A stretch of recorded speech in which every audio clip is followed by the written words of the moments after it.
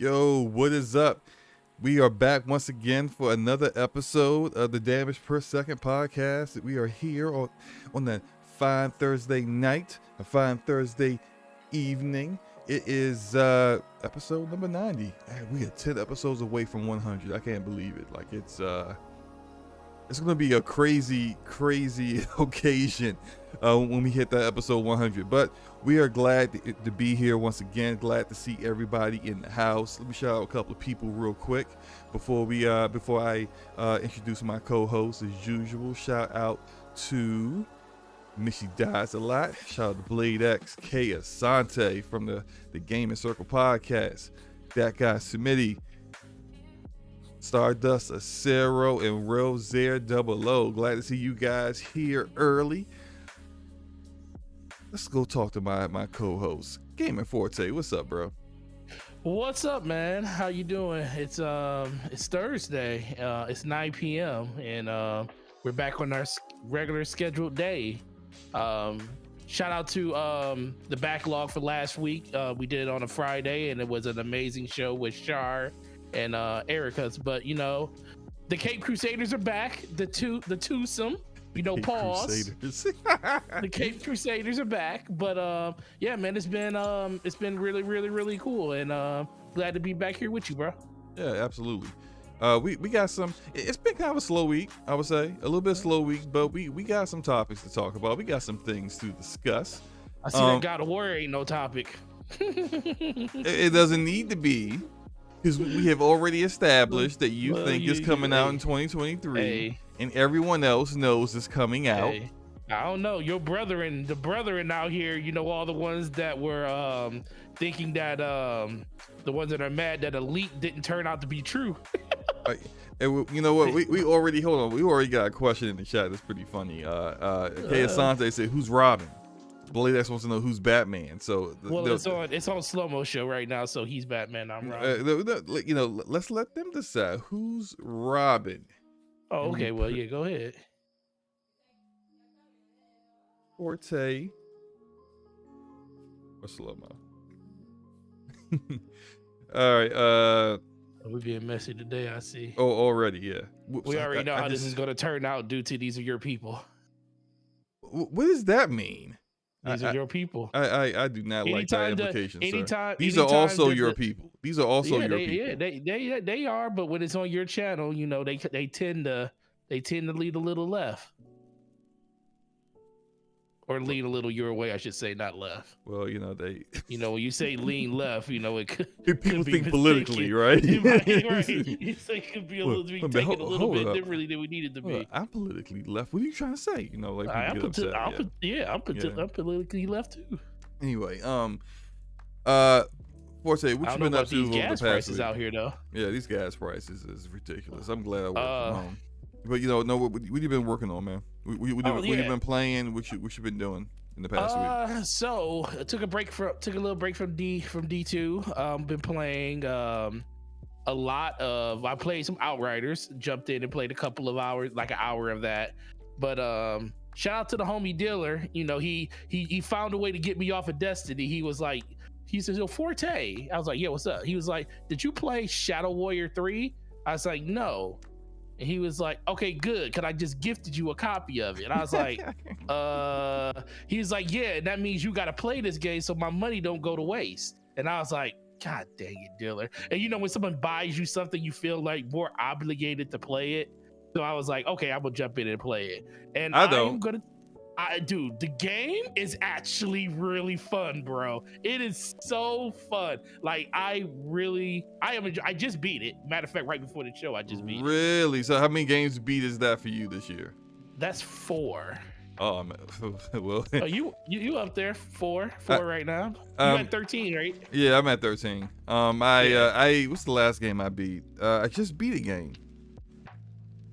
Oh, it doesn't count towards what we're doing because it's not a minimum of 5 hours. 5 hours, but it was the the Ninja Turtles game, Shredder's Revenge. I beat that. Yeah, man, that should be. It's like, what is it, 3? Unfortunately, it's 3 hours. Yeah, I think when I checked my Xbox time because I played it through Xbox, I was like, come on, because like I actually beat it a couple times, But the second time, it wasn't really like the full way through. I was just kind of just picking up where one of my buddies was to kind of help them through. But it ended up being like 3 hours and like 3.5 hours. So it was, I'm not even close. So I'm just like, man, whatever, it's fine. But I still got, as far as our bet goes, I still have 11 games that are eligible. 11 games that are eligible for the win. Yeah. So I got 4. Two of the games were under 5 hours. So it is what it is. It's cool. I mean, you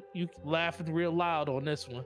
Shout out to K being slanderous in the chat, saying, but what is that? Just because most folks think Forte is Robin doesn't mean Slow-Mo is Batman. He could be Alfred.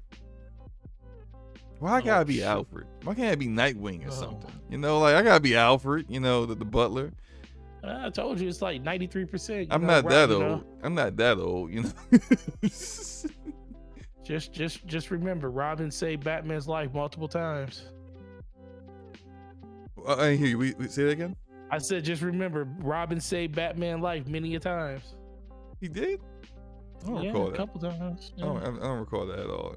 Anyway, outside of Shadow Warrior 3, what else you been playing besides Destiny? I know you've been playing Destiny.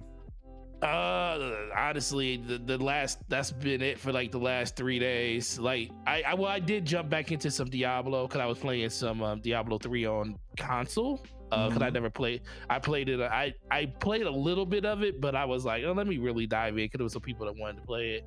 I was like, okay, some of my coworkers at work. I was like, all right, I'll jump in there and play. So I played that. That was actually really fun just to jump back in with non-maxed out characters like my PC ones are, which is crazy.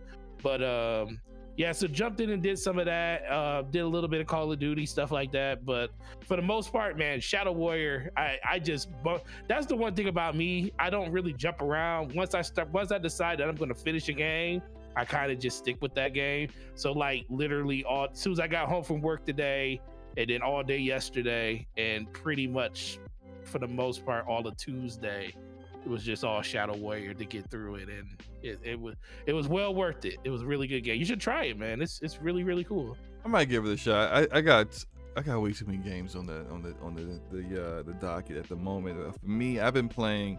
So as you see, like the gameplay is Fortnite zero build mode. I've been playing a lot of that this week. I've been spending some money too, man. I don't know where it is, man. Epic has some kind of voodoo in this game. Somewhere in the code is literally some magic, because you will see a skin, right? And you'll be like, oh, wait a minute. They got that? Oh, you know, how much is that? How much is that? That ain't too bad. All right, I'll buy that. Then like a day later, they got something else that's equally as cool. You just like, I don't know what's happening to me, but I just keep buying skins. So like I now have Ryu, Chun-Li, Cammy. I didn't get Guile because like something like finally like something slapped me back to reality because I was about to buy Guile. I got Master Chief, Marcus Phoenix, Tomb Raider, Lara Croft. Look, I'm just accumulating just out here, man. Skins and dances. It's I didn't buy the Naruto skins Blade X. I never watched that show. I'm a very super casual anime fan, so the allure didn't do anything for me. But everyone else I've been playing with was all like, oh my god, Naruto, and they've just been like buying the skins up, and I just been there like, yeah, I don't care. I see Street Fighter here, right? But been having fun with that, doing zero build trios, winning a lot. If we don't win, we come in second place, and second place is annoying because like you'll end up in second place for something like stupid. But like but even when other people aren't available, I've been playing it solo, so doing solo zero build mode and coming in second place like 90% of the time, and I finally got a dub yesterday, which I was pretty happy about. But I've been playing that, of course, Rogue Company as usual. You know, working my way on ranked mode up to Rogue tier, even though there is like no rewards for being Rogue. It's just the title. I just want that title, so I'm working my way up there. Just want the title. I feel you on that. I also been so I've been playing Borderlands 2 with Luca, which is actually been a ton of fun. It's fun going back and then like showing Luca like all the ins and outs of the game. That's your new gaming buddy right there. Yeah, me and Luke are just playing everything now. All the co-op games, the good co-op games, we just jumping into it.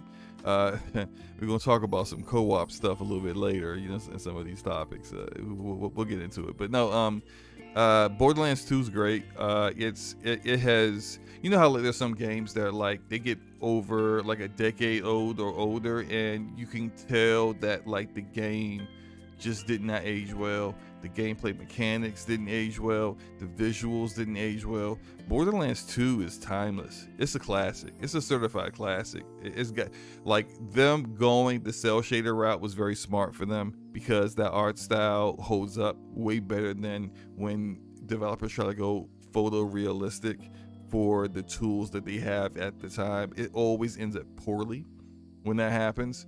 But Borderlands 2 still looks great.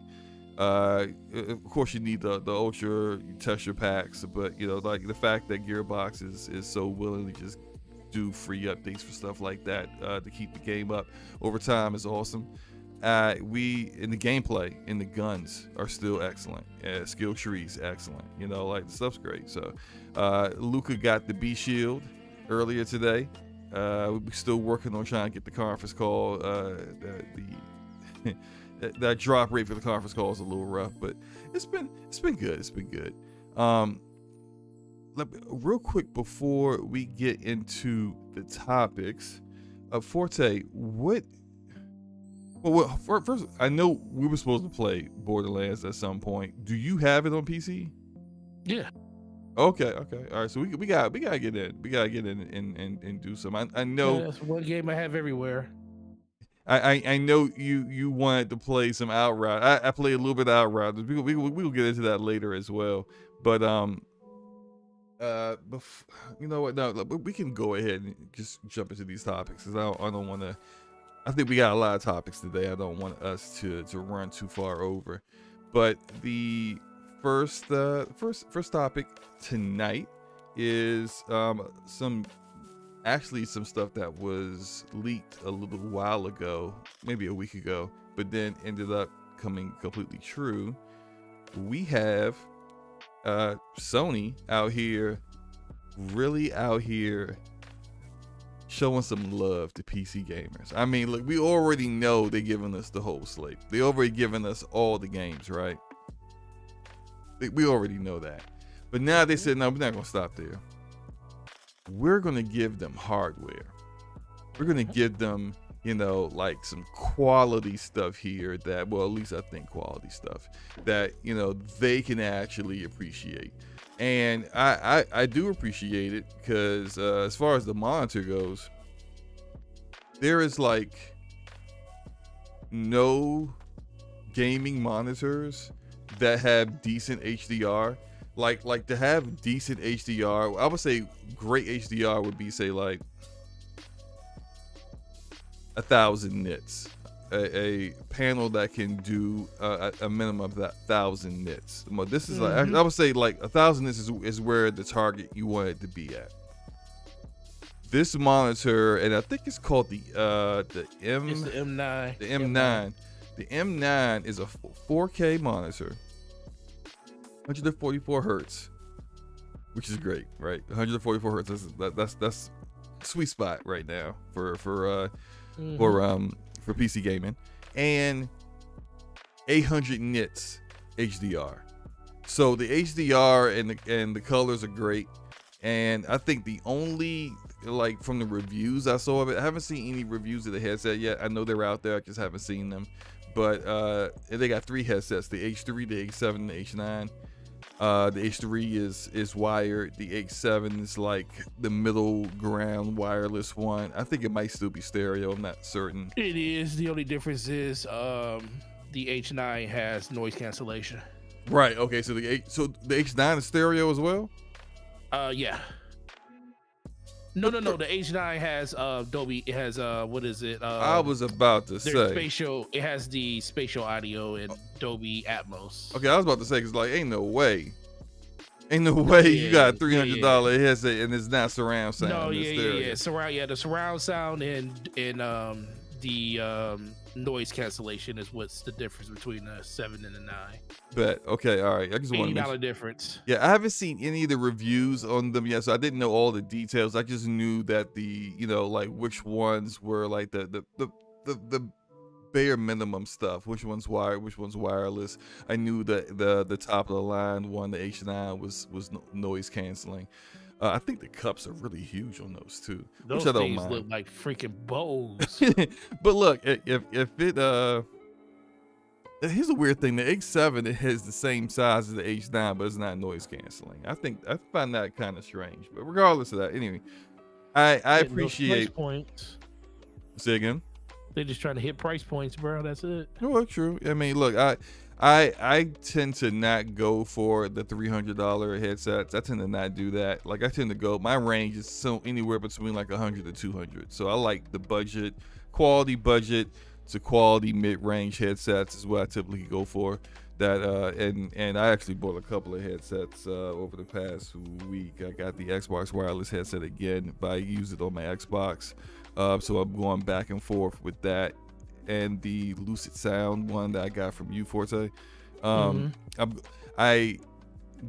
Xbox wireless headset's mic is apparently amazing because everyone I talked to on it was just like, yo, your mic is like, I feel like you're right beside me. Whereas like the Lucid Sound mic isn't that great, but but the actual sound of it's awesome. So I'm going back and forth. If I'm going to play with people on the Xbox, then I'm gonna use the Xbox wireless headset. Because like at that point, I'm not really listening. The sound is okay, but I'm not really listening to like the game that much. I'm more like in the party with people, and people hearing me much more clearly is way more important. And then with the Lucid Sound, I'm using that one when I'm just playing something on the Xbox solo. But I also got the SteelSeries 7P Plus on PlayStation.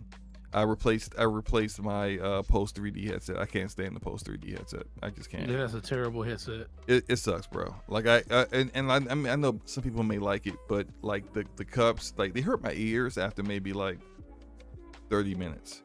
Like I have to keep taking it off my ear to relieve some pressure, because it's like maybe the size of my ears and the size of the cups just like don't work or whatever. But there's that. The mic sucks, and I think the sound is just decent. It's not great. I know it's 3D audio, but it's not amazing. And the SteelSeries, as soon as I connected the SteelSeries 7P Plus, it was like infinitely better across the board.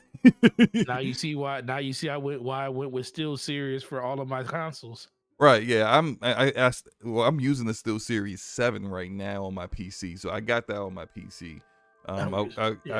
They're just, I think SteelSeries is the best you can get right now when it comes to headsets. And I know there are people out there who love using just regular headphones. You can't beat that level of sound quality. And then probably get like your own mic, get like an Antlion mic that you can just connect to the headset and kind of build your own headset kind of deal. But like, look, man, I just don't have the patience to do any of that crap. So this is what I do. But all that said, Forte, what did you think about the hardware Sony has announced, these accessories, and are you getting any? I probably won't get those headsets. That monitor, that monitor looks actually pretty interesting. It really just comes down, like 800 nits is a lot. That's like for a 27-inch monitor, 144 hertz refresh rate. I think it was like a 1 to 2 millisecond response time. Yes. So it's ultra fast. So it's a IPS. It is IPS. It's IPS. Yeah. Okay, it is an IPS monitor. Wow. If it was a 32-inch, I probably would. The thing is, I like that Sony's doing it because they're bringing an identity of not just, because as of right now, they're trying to merge the two. Like when it comes to Sony Interactive, which is Sony PlayStation, and then you have Sony who makes TVs and they make headphones and stuff like that. And it's always been really weird that Sony has all of these different peripherals that don't work with each other. Like, why doesn't the WFH, the 1000 noise cancellation headphones for Sony that are $300 that have Bluetooth on them, why can't they work with your PlayStation? PlayStation has Bluetooth, but why doesn't it work? So this is like the answer to them actually kind of bringing those two brands together where they can start talking to each other, which I really, really appreciate. Mm-hmm. And I'm one of the few people that still owns the original PlayStation TV, the 3D TV that they had. That was one of the best TVs they had, like, for gaming they've ever made. It was like 1080p, very high refresh rates, like 3 or 4 millisecond response times. The freaking grill was huge on that thing, but it had a lot of good features inside of it. And I still have that screen. I was using it for a monitor for a while before I started, getting really, really in deep into like content creation and stuff. But I think it's a really, really good move, and they're trying to align themselves with PC gamers to the point where we're really serious about this. We're not just going to be a console manufacturer anymore. We're going to be bringing our games over to PC, the whole slate. We want to be able to give you an experience that reminds you exactly what PlayStation is, and it's written all over the design of those peripherals. I mean, look, colors more than that, just, look at the trailer. The trailer clearly tells you what these products are for. What they're for, yeah. The girl is sitting at a desk with the monitor with a mouse and keyboard. She doesn't have a DualSense in her hand. She's playing mouse and keyboard with the headset on. So like clearly this is being marketed to the PC gamer.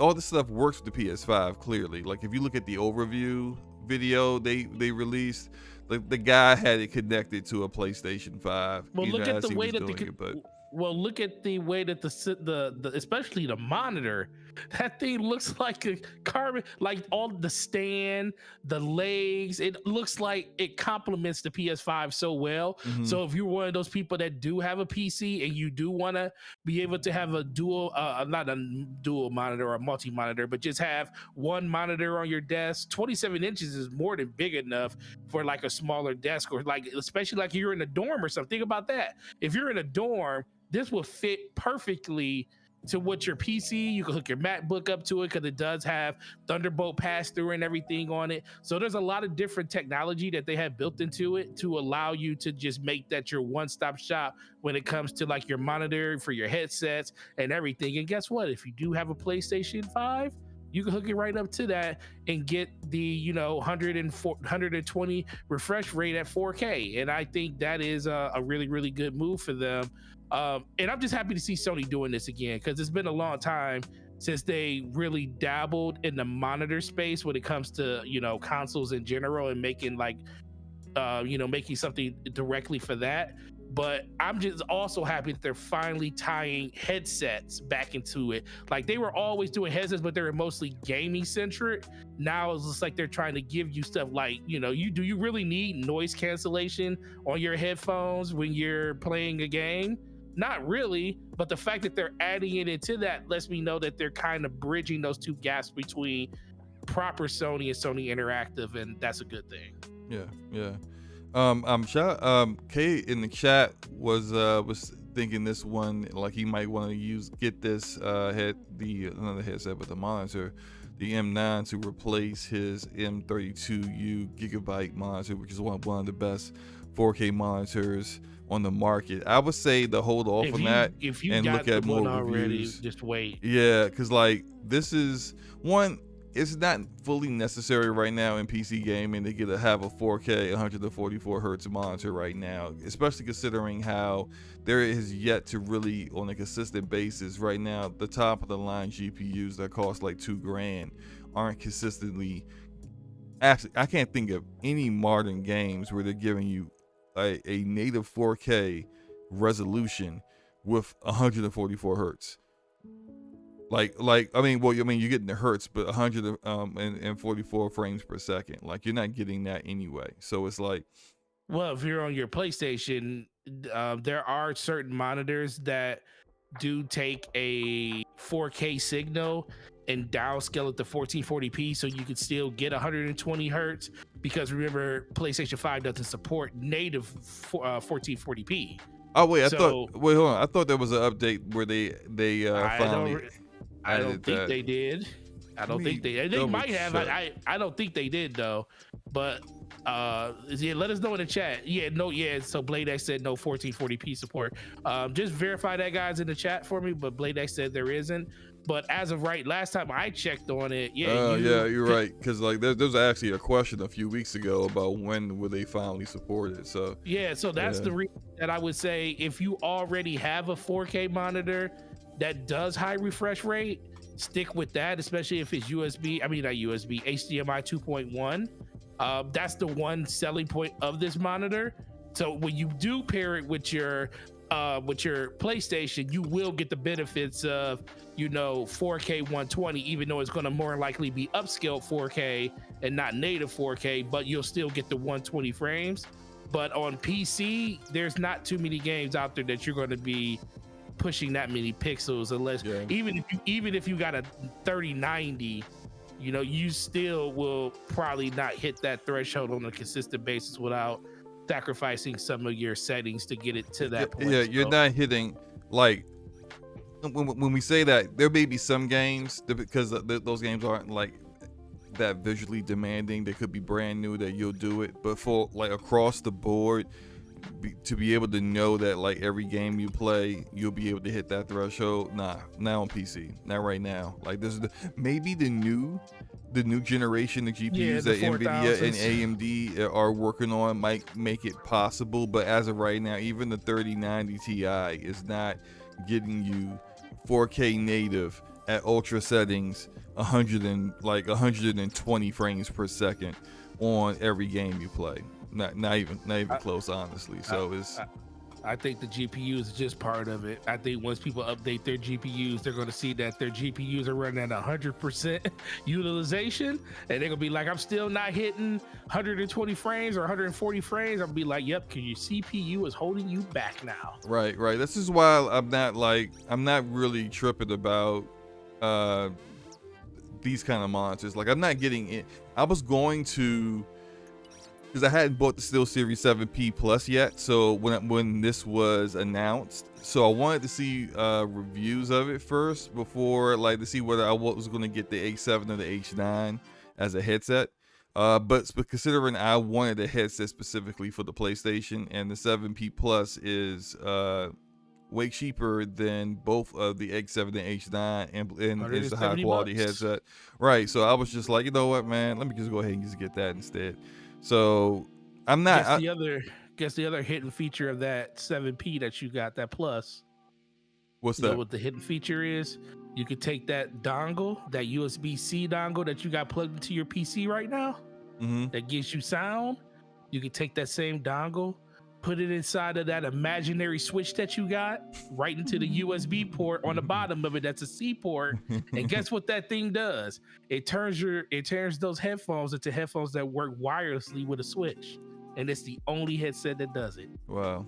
So sad. No other headset can work wirelessly with a switch except for that one. Well, that one and the regular 7P, because they use the same dock. Absolutely. Great job, Nintendo. Great job. Anyway, I don't think I'm getting anything quite yet. If the M9 will be in the running for a 4K 144 hertz monitor when I'm ready to get one, and when I'm ready to get one, it's going to be because I got a GPU that's actually capable of doing more than 4K native resolution ultra settings at 60 FPS, guys, because that's what my secondary monitor is right now. I mostly care more about frames than visuals, so I play on my 1440p LG that is 144 hertz, actually 165 hertz, but I play on that for the most part. But if I wanted to play a slower paced game in 4K, I'll do that on the other monitor. But it's just like it's not that important to me. So it's just not. If I can't get the hertz where I want it to be, then it's not that big a deal for me. So And there is another a cheaper budget option monitor, the H3, which is the 1080p variant. 1080p, but it's 240 hertz. 240 hertz. Right. So if you're an esports gamer, that's the one you want to go for. Right. Which I'm not. So I'm not going to. But I know I got a coworker who is only wants 1080p and minimum 240 hertz monitors, because he's just deciding to just change out all of his monitors, and he's actually looking at that one at the moment. I don't know if he's going to actually get it or not, but we'll see. But regardless of that, I appreciate Sony doing this. Before we move on, Forte, I saw some conversations on social media about the price point of the M9 monitor being $900.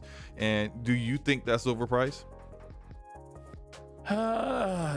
Not really. I mean, it's a Sony branded. So if you want to compare it to other monitors, think of the LG, the 950, the new 950, the 4K, I think it's 144 hertz, or it might be 165 hertz, and it has 2.1 HDMI ports on it.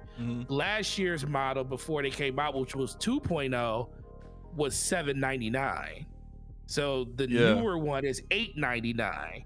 Right. So that was considered the flagship monitor under LG for a 27-inch monitor. So it's literally in line with the price of that one, which is the highest tier, and it doesn't even have the HDR capabilities that the Sony one has. Look, if you have a monitor that's HDMI 2.1, you gotta spend money for it. You're gonna spend money. We knew this. Yeah, it is what it is. And I just find it hilarious when there are people out here who spent $1,500 on C10s, CXs, and C1s, and C2s, and saying a monitor isn't worth that price. I'm just like, I don't will say this though. C1s you can get literally right now for $1,000 or $800.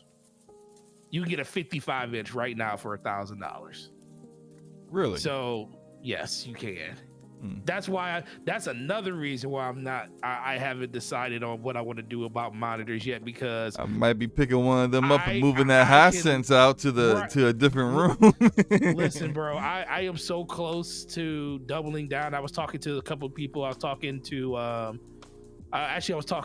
Code about it. He was because he edits on a TV. He edits on his 55-inch, but LG, they have the 42-inch OLED that they just released, the C2, and they got a 48-inch variant of it. And you can get the C1 right now. If you could find a refurbished one, you can get it for $700 or $800. A brand new one is $1,000 for the 55-inch. Nice. I was just like, it's just at that point now where monitors just wait. At this point, you'll get shout out to Rodimus for moving over to the tank class membership. Appreciate you, Rodimus. I guess he didn't have any other games he was trying to force me to play, which I appreciate the support, whether I'm forced to play a game or not. So thank you, sir. For me, that's right. He was a min-maxer. I forgot. I don't mind the price at all. Although for me, just me personally, I probably wouldn't pay more than $600 for a monitor. So like the Gigabyte M28U is right around like where I'm looking for one if I decide to get one, when I decide to get one. And I'm not really looking for one at the moment, again, because like the GPUs that can actually push that aren't really out there yet. But all that said, I think the price is fine. I think people just don't really understand the monitor market like that, and the prices of the monitor market. Like, we know people who back when 4K 144 hertz monitors first came out, they was a couple grand, and people were picking them up, and they were trash. They were terrible. They were blurry. They were advertised as 1 millisecond monitors, and they weren't. Not even close. And like that was just a waste of money. So like the technology has come far beyond what it once was. And I would say if you're interested in the M9 or any other ones, go for it. If don't think like you're gonna like the price is not in line with the market. If it's not in line with your wallet, of course don't do it. But if it's not, if it's in line, it's clearly in line with the market. So I don't think people should worry about that. Next up on the topics list here is the day before. So the day before is this game that's coming out. It is like a mix of The Last of Us The Last of Us and what is going on outside? Kids out there having a ball. No, I feel like I'm hearing gunshots. Oh yeah, shoot. Okay, look, let me do this real quick. Forte, can you explain to people, just give a rundown of the day before, and I'm going to go upstairs to find out what the heck is going on. Yeah, go ahead, dude. All right. Yeah. So, guys. So, back to Forte being Batman again. Because Slow-Mo's not here.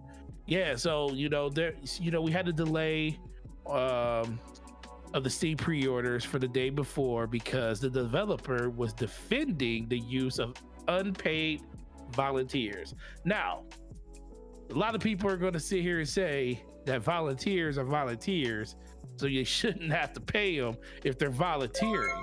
But it was a little bit more deeper into the conversation when it came to all of that stuff. And I have the article up here where it says anyone who is open to life can become a volunteer with the fantastic. And there are two types of volunteers. Today we have over 1,000 full-time intern volunteers. 100 full-time intern volunteers. I don't even understand how you can use the word full-time and volunteer in the same sense when it comes to a job, or they consider them employees from Singapore, Russia, and the Netherlands, Thailand, Ukraine, Finland, Kazakhstan, and Belize. Go ahead, Soma. You back? Oh, he ain't back. But who worked as engineer, artist on... I am back, sorry. Okay, you back. Yeah, you good. Everything good? Everything's great. There was fireworks. Oh, okay. It's the 4th of July. Yeah, but definitely. like the way them fireworks is going off, you never like a ladies. shoot. This is in America today. You can't be too sure. I had to go upstairs and double check. And apparently, then my kids wanted to know if they could watch The Quiet Place, which 2 of them are not of the age to watch that, but my oldest, I'm fine with it. So yeah, sorry about that. I'm back. Oh, no, you good. I'm all re-engaged. Shout out to Ramon Terrell for becoming a part of the support class membership. Appreciate you, Ramon. Thank you, sir. That's the Hallmark actor of the year right there. He's a Hallmark actor of the year. Did you explain everything with we was going through just the actual article and everything, but you can pick it up. Yeah, so here's the thing, and the question of volunteers or employees is become a topic because Fantastic, which is the Russian developer that's making this game, which some people think is vaporware because like no one's ever heard of this developer. And it's not quite blue box level of vaporware because at least we got this trailer. Because like we haven't seen anything from Abandoned and Blue Box's game, but at least like the very time we first saw this game is what we see here. But I always kind of wondered how this brand new developer out of nowhere was making this AAA game, right? That was supposed to be a mix of The Last of Us and The Division. And it looked good. It looked interesting. And I'm just like, so like, are they like an offshoot of another AAA developer or something? Is it like, what's the explanation of it? And I never really got it until I started to see they came out and started talking about their volunteers. And so their volunteers are actually not just people who are part-time workers, but also full-time employees. Like, there's something not quite right with that to me, because they came out and clarified it when people was like, wait a minute, hold up, how are you going to say your full-time employees are volunteer? That's not volunteer work. Right, that's what I said. That don't sound like full. Like when you read it, says today we have over 100 full-time intern volunteers, and I was like, what? Full-time and volunteer don't go into the same sentence. That Right. don't sound right. And it seemed to me like they were trying to basically scam people into making a game for them. Like, hey, do you want experience? Do you want, a resume builder? Here, come work for us, get some experience. You'll have this game on your resume, and we're getting,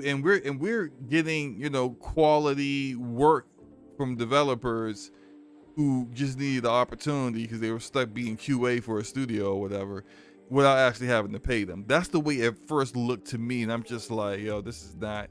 I don't like the way this is looking.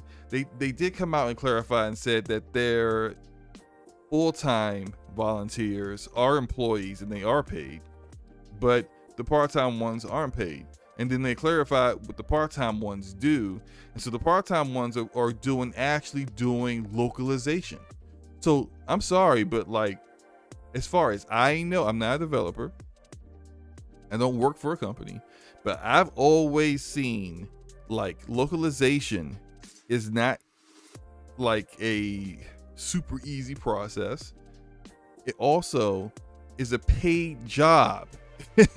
So like, you getting volunteer, you're not paying people to localize your game. That sounds off to me. So I don't know, like, this is the reason why I wanted to kind of like discuss this with you, because I definitely don't want this to be something that turns out to be like a habit that gets passed on to other studios, because this industry tends to be an industry where if something becomes successful or works, everyone else goes, oh, that worked for them?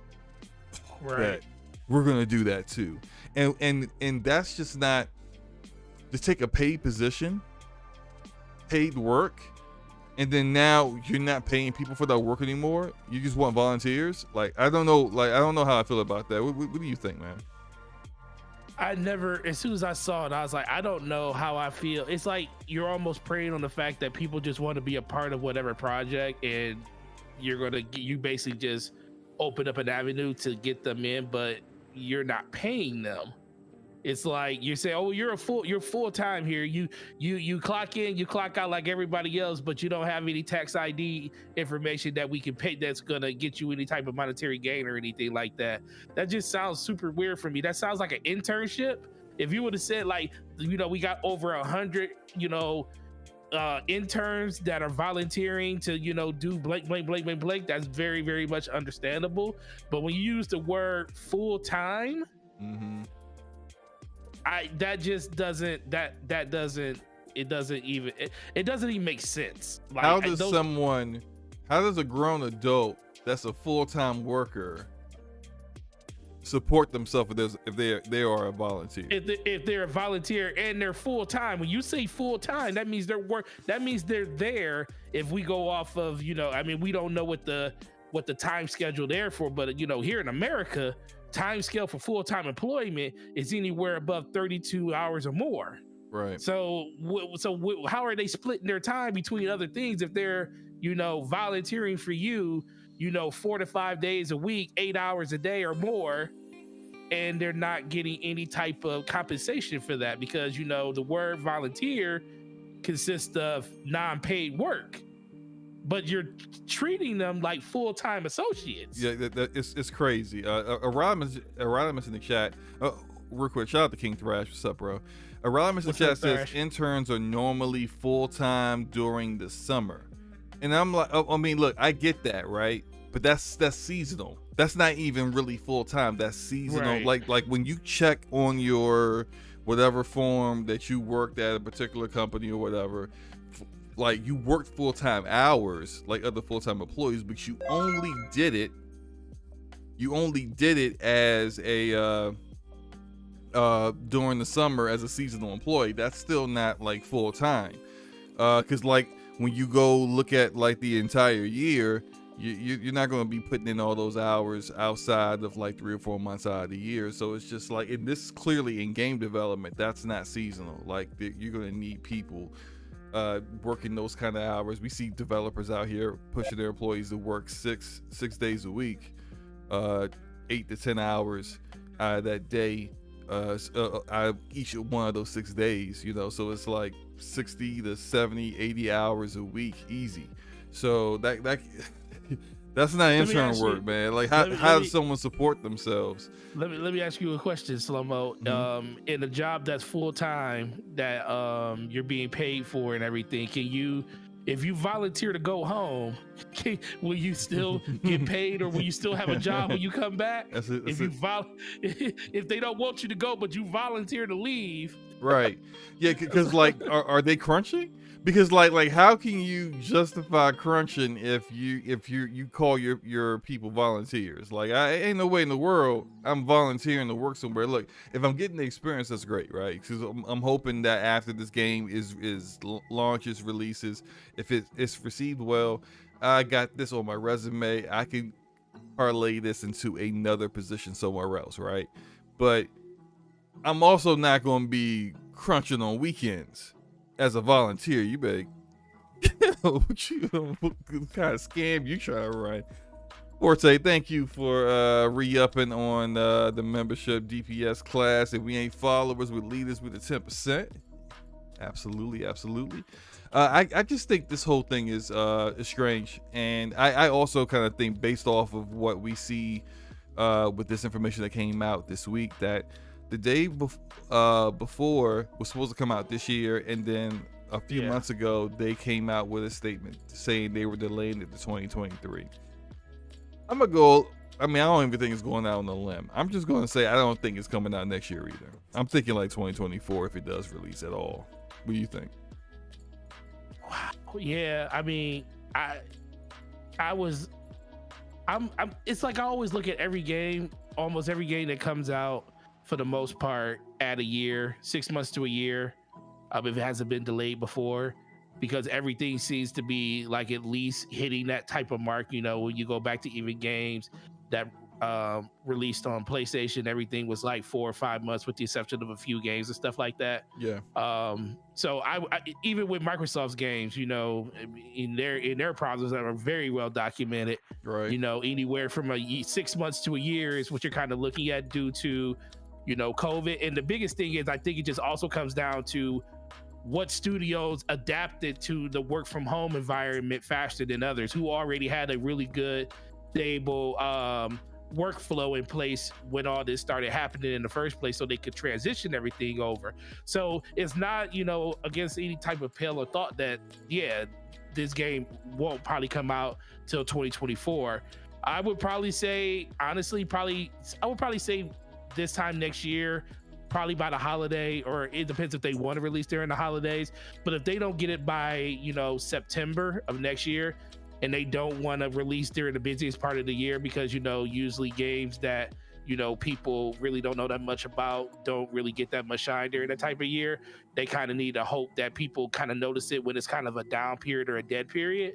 So it really just depends on how far along they are, and if they can get it out before the holidays next year. If they don't, then you're absolutely right, that game probably won't make it until 2024. And we all know Steam is a huge platform. Once you start delaying stuff on Steam, people kind of lose confidence in it, because, you know, it's super easy to put your money on Steam and then get your money back once you pre-order something on there before the game comes out. So kind of out of sight, out of mind. So let's just hope that they kind of figure all that out. But this whole intern, I understand what people are saying, like companies do have internships and stuff like that, but the biggest thing is you're getting something out of that internship. Like they went out of their way to talk about them being full-time volunteers, but did they tell us what those full-time volunteers were getting? They didn't say anything about what they were getting. So we just have to operate under the assumption that, you know, if you use the word volunteer, that means it's unpaid work, and then you're using the word full-time along with it, meaning that what else time do these people have for anything else? And I think that's kind of the biggest thing. And then you also don't hear companies really talk about volunteer work. They don't talk about the scale of how much they're actually doing, because trust me, these companies know that this is literally unpaid work that you're making people do. People do it all the time. They do it in the medical field where they do internships at hospitals and stuff where they got, but most of the time, like where is it? Aronimus said for a scholarship he got credit hours in college for it. Right. But you got to think about it. That is all, as much as that's not a paid thing, those are college credits. Right. There's a compensation to it. There is something you're getting for that, for the time that you're doing. And trust me, those college credits were worth a lot. Yeah. And I've had multiple internships when I was in college, and always when you do an internship in college, you want the experience. You also want, you're doing it for credits because you need it for your major, your degree. But then you also, like, the ultimate goal, the long-term goal is that you're building networking, you're building connections in the industry that you want to work, so that when you graduate, you might actually have a full-time job that you already just going to like transition to quickly, or maybe some connections to help you get close to that. And I just don't know if that like one, I know the video game industry isn't set up like that, right? That's not just not how the video game industry works. And then how this company is operating, it just seems like I want to give them the benefit of the doubt, but then I'm like I'm not boo-boo either. So like I just don't see this as being something that's on the up and up. I did put out a poll real quick to see if people thought that would the day before ever release, and so far it's a 56% believe no, it never will release. When they did do their update and they delayed the game to next year, they did say they were doing so not because of any kind of like development issues or lack of labor, lack of developer manpower to get the game done, but because they were upgrading the game off of Unreal Engine 4 to Unreal Engine 5, which is understandable. But that said, like, that might not be the full reason there either, so I don't know. We'll see what happens. It's a game I'm still interested in, but I'm not going to like if more information comes out and comes to find out they're out here just exploiting people, I'm just definitely just going to write it off, because I don't want to be supporting anything that's right, that's treating people like that. Anything else you want to say on this before we move on? Nah, man, they first of all, they crazy for getting this information out there. They should have, if information like this is gonna come out, clarify it more so people don't be coming for your neck for stupid stuff. Right. And it definitely could be, because like it's a Russian developer, so it could be a language barrier thing. Maybe could be. I mean, I'm just trying to help them as much as possible. Maybe in Russia, volunteer and employ. No, I don't want to see how that those words are interchangeable. It doesn't make sense, but whatever, it's fine. Wait, they got on the article I'm reading, it says they have the definition of the word volunteer. It says the word volunteer comes from the Latin word voluntaris, meaning willing or of one's own choice. The dev said that? No, that's what the definition of that word is. Oh, okay. Well, like, so it was just like whoever wrote the article brought that up. Whoever wrote the article. Okay. I'm about to say. They said Dev out here trying to give people English lessons. Like, all right, let's go. Bro. But no, I mean, look, we can move on. The next topic up is it's pretty interesting. So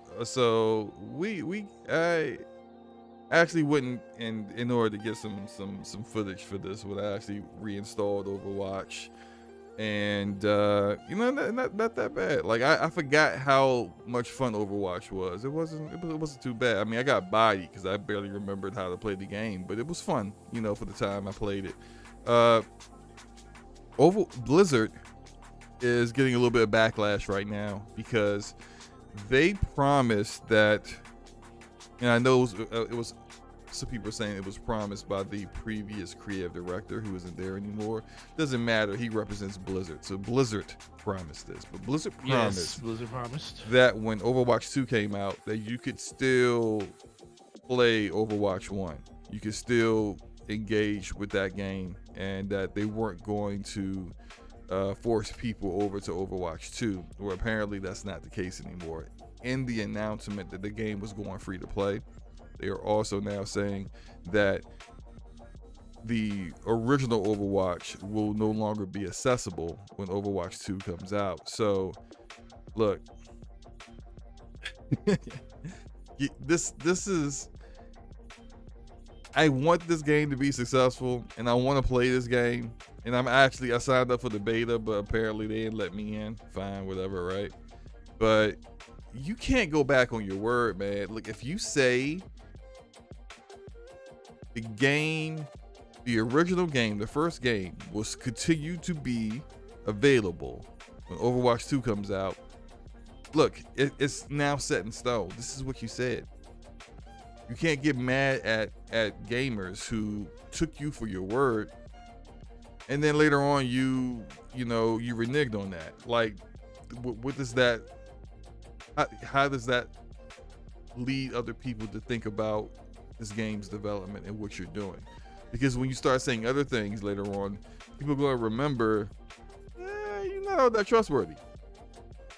So I don't know. I can't really trust what you're saying right now, And so, Forte, what do you think about this, man? Are you concerned about Overwatch 2? Well, first, what do you think about them going back on their word? And then, 2, are you concerned about the game? I mean, it's never good for you to go back on your word, but I was shocked when they made that statement in the first place, because Overwatch, especially when they were talking about it being a free-to-play game, all the way back then, and it was basically just going to operate.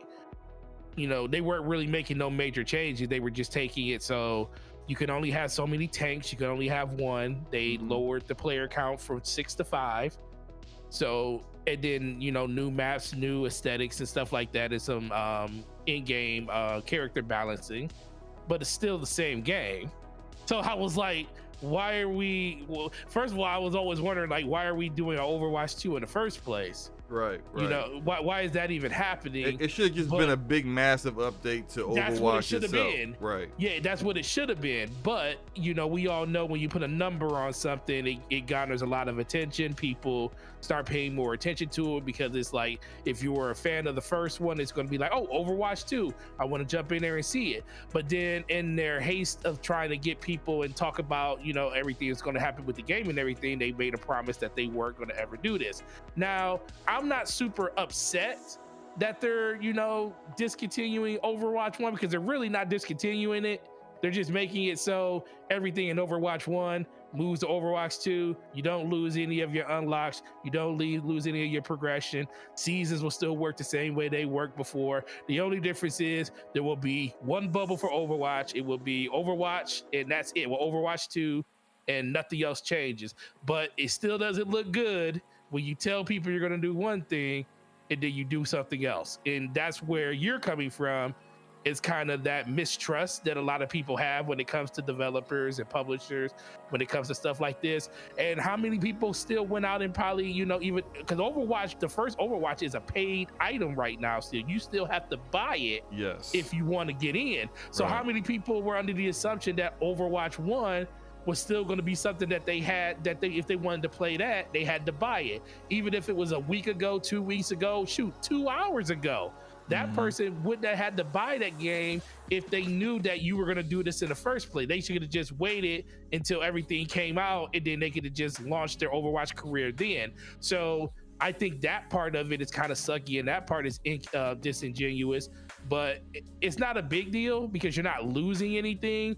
But it does it's like the confidence when it comes to players versus developers and publishers, it kind of gets fractured when stuff comes up like this. Now, when it comes to, am I excited? Am I interested? Absolutely. I love Overwatch. Overwatch is one of the games I played a lot I played it mostly on PC and stuff like that. Yeah, you're right. I played it mostly on Xbox, but I played it a lot when it first came out on consoles. Yeah, it was really fun when it first came out. I really, really enjoyed it. And I like I got a chance to play in the beta that they did it on Twitch, and they streamed it on Twitch and stuff, and I did participate in that beta a little bit, and I do like some of the changes they made. It's not as chaotic.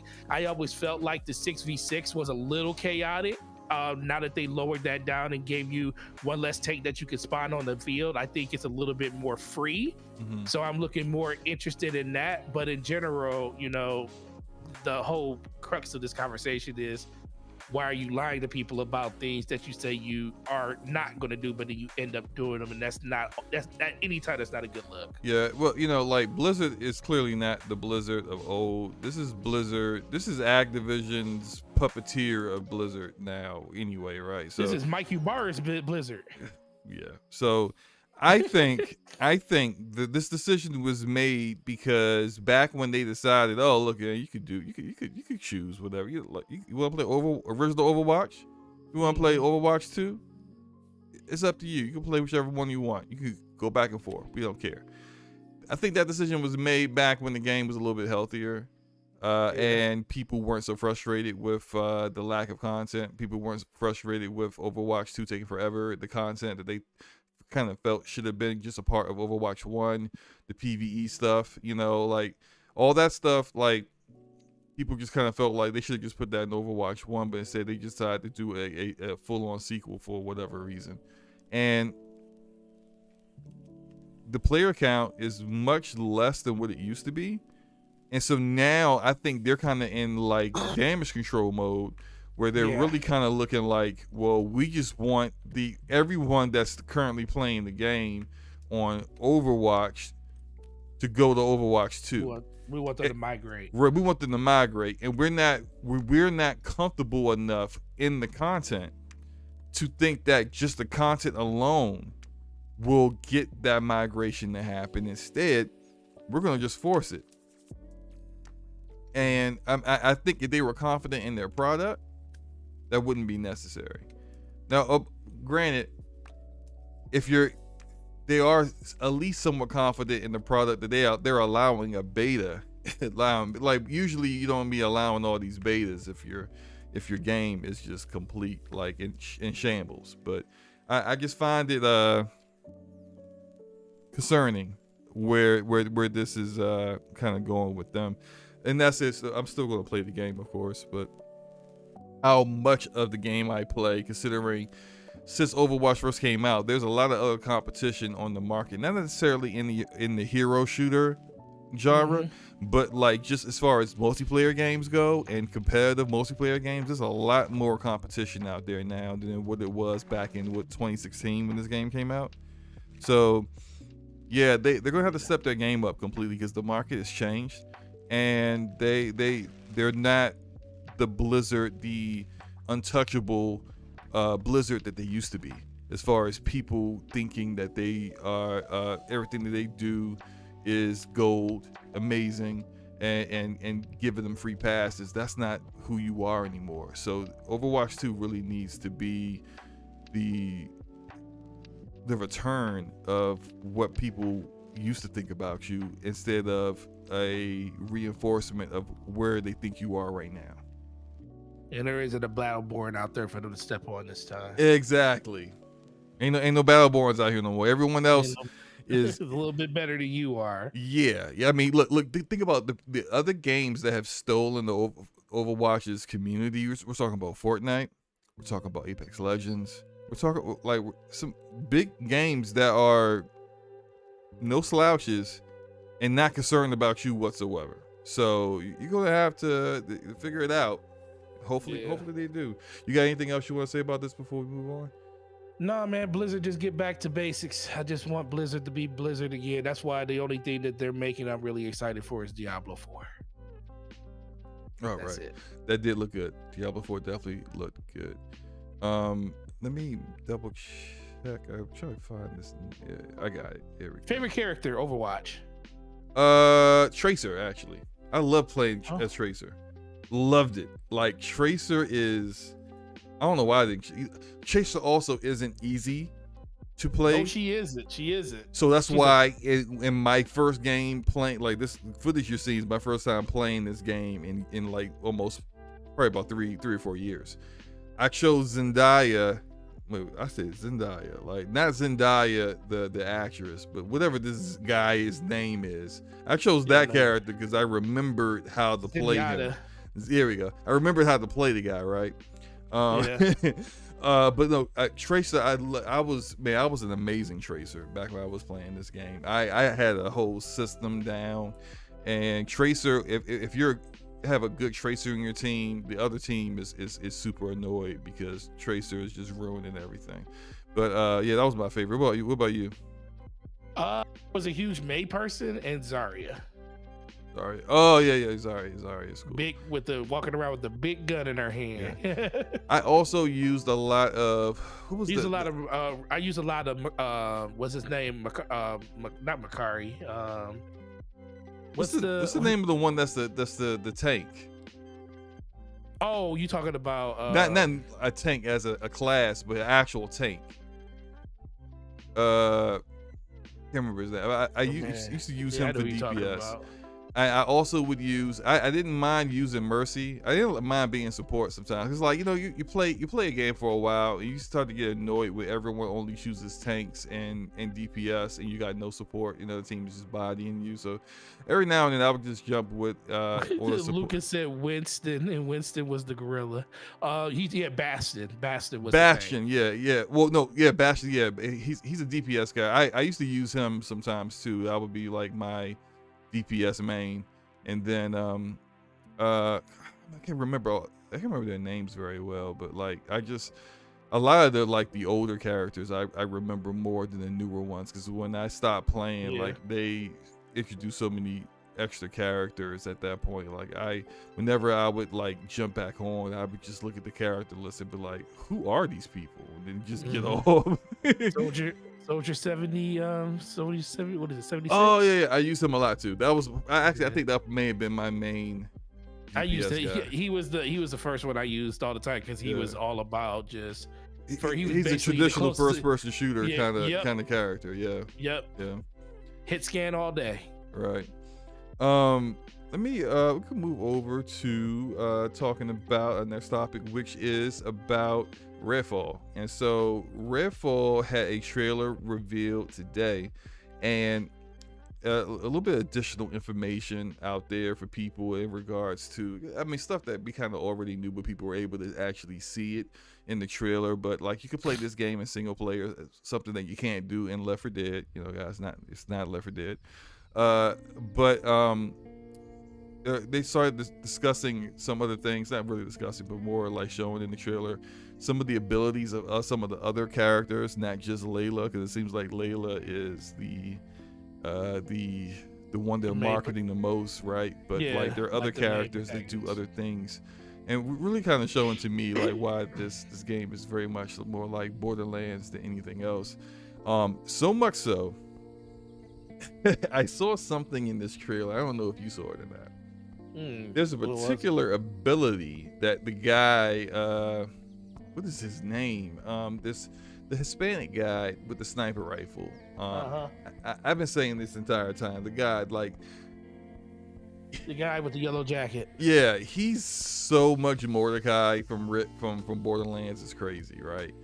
And so I'm watching the trailer and I see something and I'm like, oh no, are you serious? Like one of his abilities is literally like the same ability that Mordecai has in Borderlands 1. And I actually went back to Borderlands 1 just to double check, because I'm just like, Slow-mo petty like that. He was like, how much of this game did you really rip off? Right, because I'm just looking at it like, man, I think you almost copied the same move. And I'm gonna actually show it real quick. So this is look at this real quick. There was a 1 second cut in the trailer of that guy with his bird. He has a bird that helps him in combat the same way Mordecai has a bird that helps him in combat. His bird was Bloodwing. Recipes Bloodwing. Recipes Bloodwing. Bloodwing got it dirty in Borderlands 2. But do you Shout see out this? to Luca for seeing that for the first time. Right. I was listening to her. But no, It was look, funny. Yeah, I'm looking at this. Yeah, it's literally the only thing they did. They added a longer animation to him throwing the bird out versus Yes. Mordecai's was like flinging the bird. Right. Yeah, but it's still your bird. You infusing your bird with elemental effects, and then having that bird attack the enemies, and it's just like, you got a guy that is your sniper of the group with a bird that also does this. It's just like, bro, come. Okay. If it ain't broke, don't. If it ain't broke, hey, look, steal it. I would say if you're gonna copy a game, right? Copy the best. Copy the best.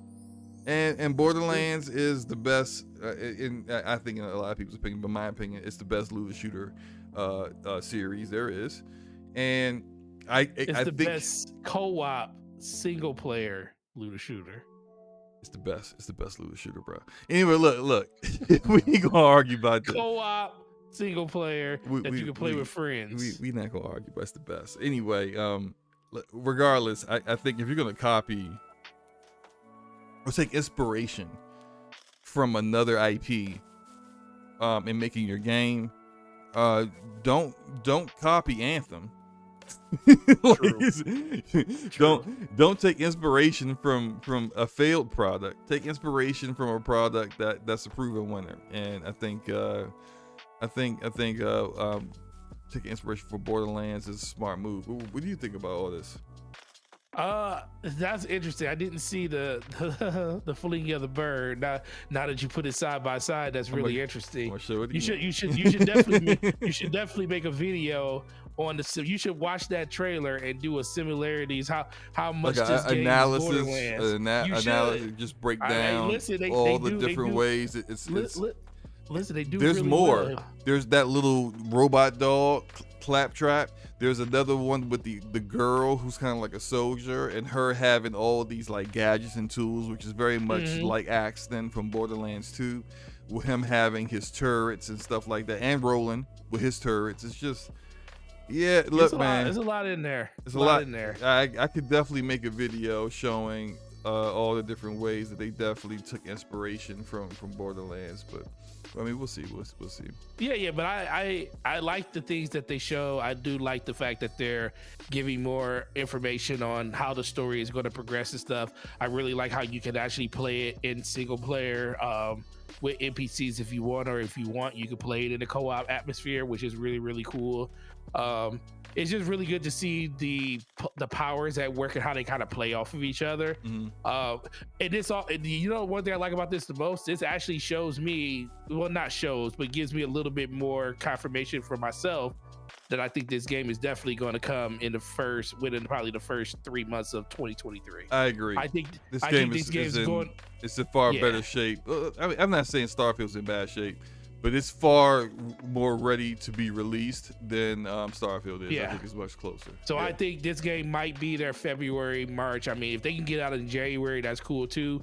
But I do think this will be a guarantee. Well, not guarantee, but I do think this is going to be a game that you can kind of set your calendar for the first part of 2023, which would probably be February or March. Yeah.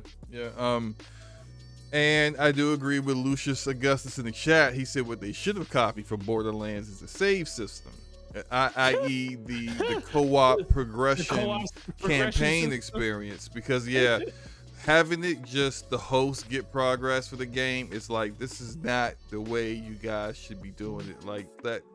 What was their statement around that? Because they literally said that they talked about that and the design choices. I do not buy that crap whatsoever. They said this was their words. This is their words. They said the reason why they chose not to go that route is they thought that people would get confused by the story. What? What? So that doesn't even make any sense.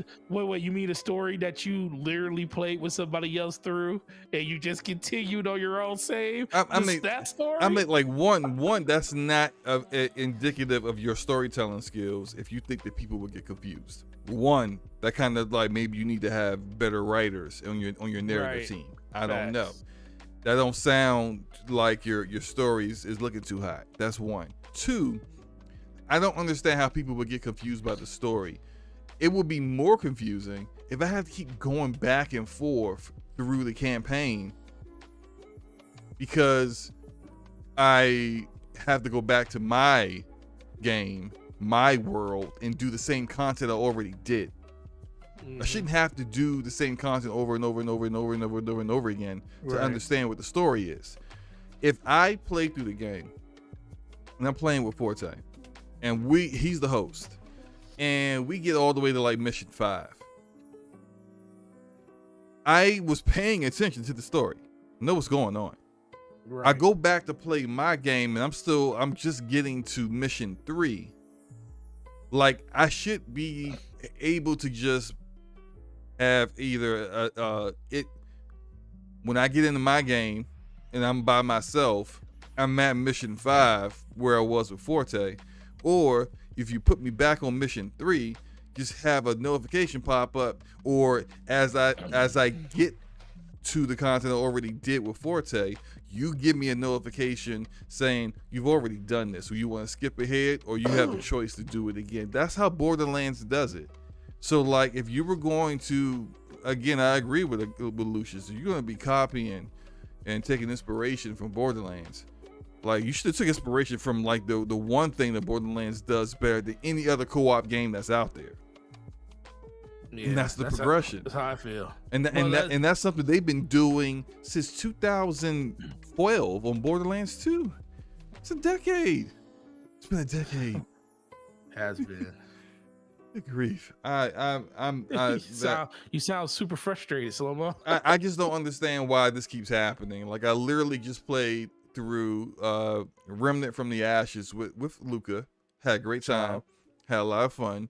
But the one downside, well, there was a couple downsides. The map design, the level design is very generic and repetitive and could have been much, much better. But the biggest probably frustration with that game was one day me and Luke will be playing and we'll get about probably 2 or 3 hours of progress done, knowing that the very next time we play, we gotta do the same exact stuff on my game that we did on her game already.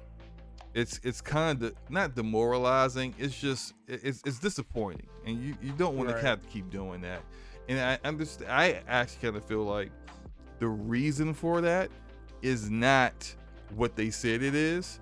I think the actual reason for that is probably a leadership decision, and they think that it's going to add more replayability to the game. Because if you're playing with 4 people, and only you're gonna blow through it a lot faster, but then only the host gets credit for it. So then, like, if everyone wants to get, so let's say they come out with DLC later on, but you need to get advanced to the point where it's necessary that you could actually continue on with the DLC. People that I think they expect that those other 3 friends would then join you in your game too, as you progress through, and then the next person, and then the next person. True. Which I would say, if your campaign's really fun and the humor hits good and it's a good story, people will have no problem doing that. Whether they're forced to do it through not getting progress because of the whole host thing or not. If you have a fun game, people will continue to keep playing it. I know people that stopped playing games because they don't have that. They found out they didn't have shared progression. People just stopped playing the game. Wasn't a game like that recently, like not this year, but sometime last year, they came out that they had that too? Where the progression wasn't shared across games. I'm trying to think. We played it too. I can't remember what the name of it was. Outriders. Outriders is like that too. Oh yeah, Outriders is like that. Yeah, that's why. Yeah, we were sitting there like, I'd rather play everybody. That's why everybody was playing by themselves playing by themselves for the most part. Right. And like after I beat the game, I was going back and helping everyone else. Helping everyone else finish it because like because I beat the game single player by myself, but then that was the same thing for me. Once I beat the game, I started going back and playing with other people. It's a dang shame. This isn't a Square. I mean, a Square Enix game, is it? No, it's not. It's an Xbox game. No. But it's an Xbox game. Same issues though. Same. Really disappointing decisions. But Oh Lord. What's wrong? Say how you. No, I'm just saying. Say how you really feel. Well, I mean, I'm just saying it's a disappointing decision. Like I hope they reverse it, but I think it's too late in the game for that. Like if they just it could be a patch later on, but it's still I think it's still too late because a patch like that, people, especially with a game like this, it's not like Starfield or it's not like Halo where the game has a name behind it that will kind of bring people back to it once new updates come for it. Redfall is a game like, no, first of all, people didn't know what it was 7 months ago or even 6 months ago. So this might be a miss for a lot of people. And you think people were waiting for co-op for Halo, the fact that they realized that I'm not getting progression, having if I want to play with my son, having if I want to play with my wife or somebody and want to play the game with them, that means none of my progression carried over. So none of your weapons, none of the things you got as you progress through it. No. That let me clarify that. Weapons do just that's universal. Even with Remnant, even with Outriders, like I think if anyone ever did that, like where you didn't keep anything, you would definitely. But I know Borderlands at least let you keep everything. No matter I mean, what. even State of Decay 2, that had the same kind of setup for co-op, allowed you to keep the stuff that you scavenge yourself if you decide to keep it and didn't give it to the host for their base or whatever. But like if you leveled up, if you went up 5 levels playing in someone else's game, when you go back to your game, you're 5 levels higher. Any loot you picked up, that's still your loot. All that stuff still yours. What you don't keep is the story progression. Got you. That's the progression that doesn't remain consistent. Sorry if that for anyone that was listening that wasn't clear. Yeah, I wasn't even thinking about it when it came to that. I was thinking like that would be stupid because every game lets you do that. Well, I mean, we can move on now. Look, I'm still looking forward to the game. I'm still going to play it. I'm just kind of concerned with how many people will still be playing it, like maybe a week or two after it's out. Based upon the lack of story progression being consistent across everybody. Next, I want to discuss. Oh wait, that's the wrong game. Let me get the footage correct. Where is it? There it is. Outriders, WorldSlayer. So look, I said I was done with Outriders. I said I was done with People Can Fly. Lies. I said I'm not playing this game no more. I was 100% certain of that fact at that time. But look, I'm a fair person. I hear good things about the new expansion they got. I hear that all the issues are gone. I hear people's inventory isn't being deleted no more. The performance issues don't suck. Now look, I did play this solo. I haven't played it in co-op yet. Co-op is where 99% of all the issues occurred. When you try to co-op with people, it's just like they just could not get that down. But decided to give it a shot. And I'm apparently not the only one. You did as well, Forte. So, Forte, how do you feel about Outriders WorldSlayer so far? I wasn't going to do it, but peer pressure's a mug. And it wasn't that anybody was playing the game. It was the fact that I started seeing articles of people talking about, oh, you can play it in early access. You can play it 3 days early if you buy the DLC. And I was like, it's already in Game Pass. How much is the DLC? Then I was like, oh, it's $35 on Game because you have Game Pass. Which at that point you might as well just buy the freaking game because it's only $12 to own the game. Who knows how long it's going to be in Game Pass until they take it out? So I just paid the $47 and bought the whole thing. So I actually own Outriders now. But which I think was actually because you played it through Game Pass. I played through Game Pass initially. I never bought it. So which I think is a smart move from People Can Fly, because they're saying if you buy it by itself, like Outriders, it's like $31, but if you buy the DLC, if you are just the Game Pass version, then it's $35 for the DLC, but for $12 more, you might as well just buy Outriders with it, just in case they pull it out of there. You ain't got to pay more money. So Well, I this was is like, a Square Enix decision. it was definitely a Square Enix decision for them to sell it that way. Yeah. So I'm actually happy that they're going to get sales for the game officially now. Now Square actually gives those numbers at some point. Right. Because yes, Square out here hiding, you know, the books. Hiding the bag. Hiding the bag, hiding the books. What sales numbers? You what? You want? We'll get back to you. We'll get back to you on that. We're calculating everything. You know, the numbers change all the time. We'll let you know. We'll let you know when we know. We're gonna give you less. It's less money because we gave the game at a discount by $12 on Game Pass. So, right. You don't get as much. but I really actually like it so far. I played the first 2 missions. Was about probably the first hour and a half of the game.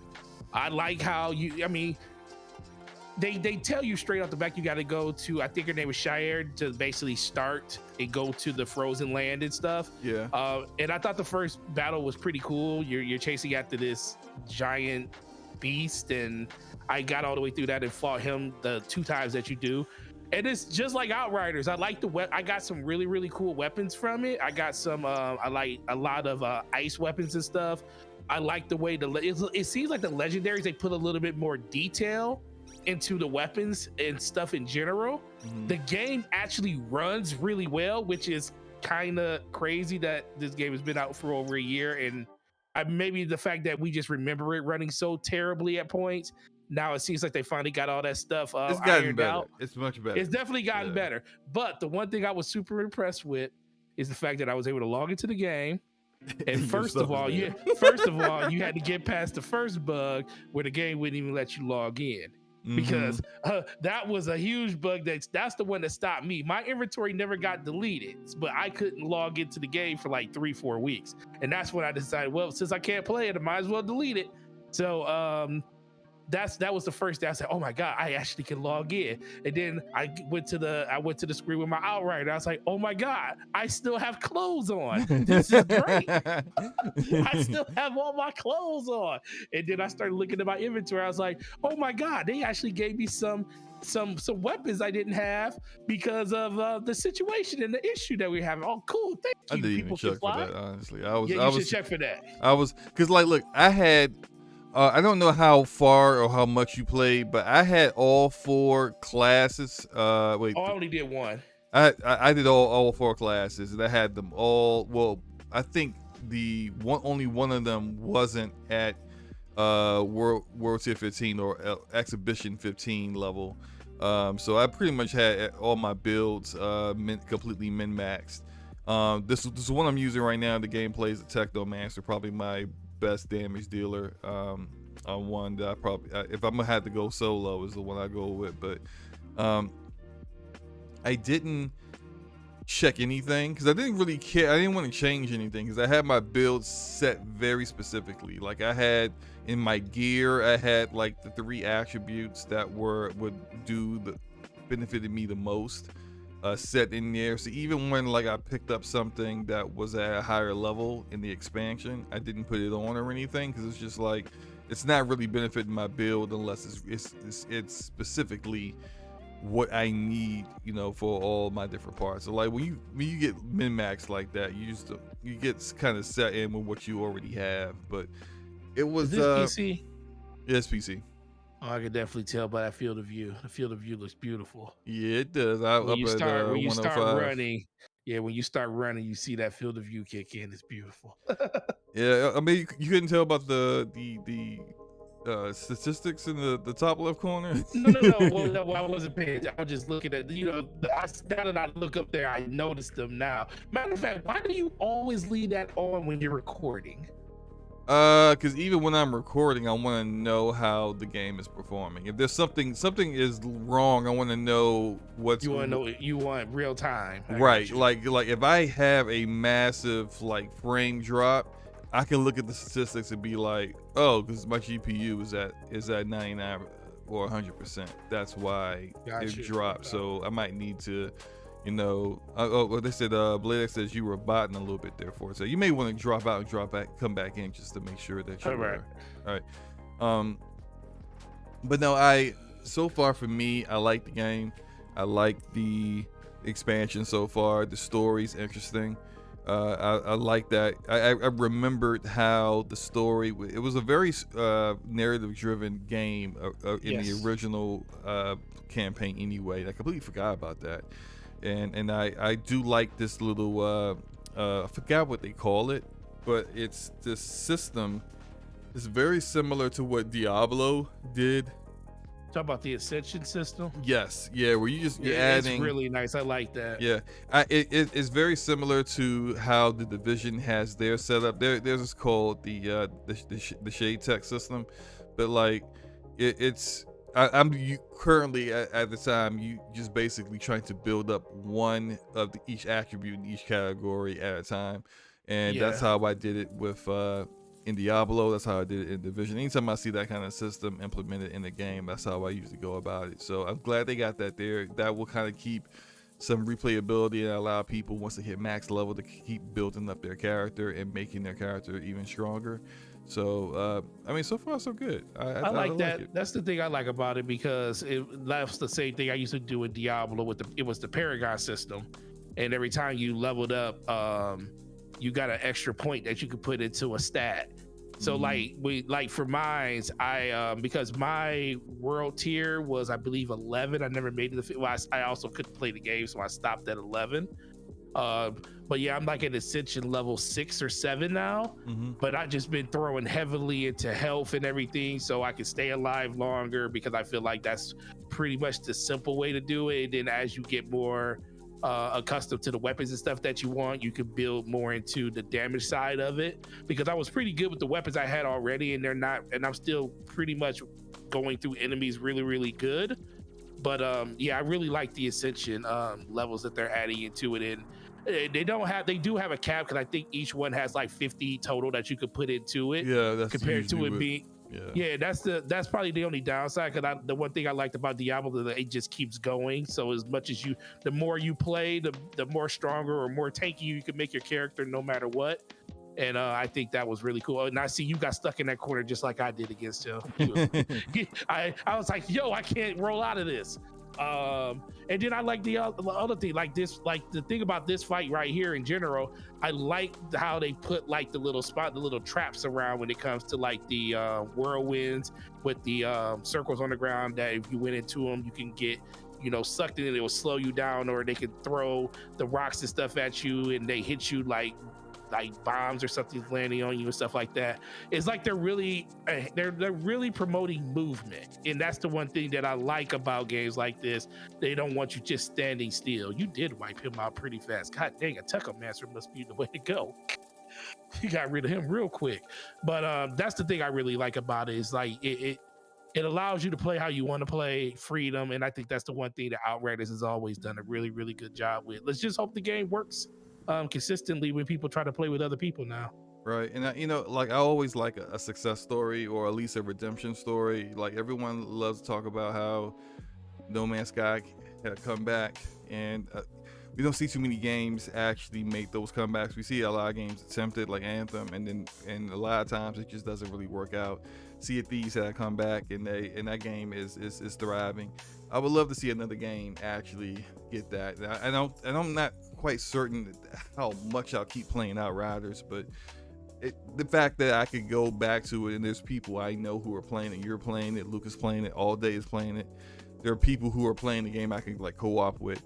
That says a lot for me about, at least they have generated enough interest in content that they've created that has got enough people interested in playing it, to the point now where if the game really delivers, then it can definitely be something that could be self-sustaining for that studio. A quick question for you, and then I gotta help my daughter find a spider spray. There's a spider somewhere. Do you see yourself playing this game a month from now? No. And why is that? Let's see. Mostly due to the fact that I think once we beat it, and I think once we get to max level, this game, I think, for the most part, is predicated on people playing with other people, especially at those higher tiers.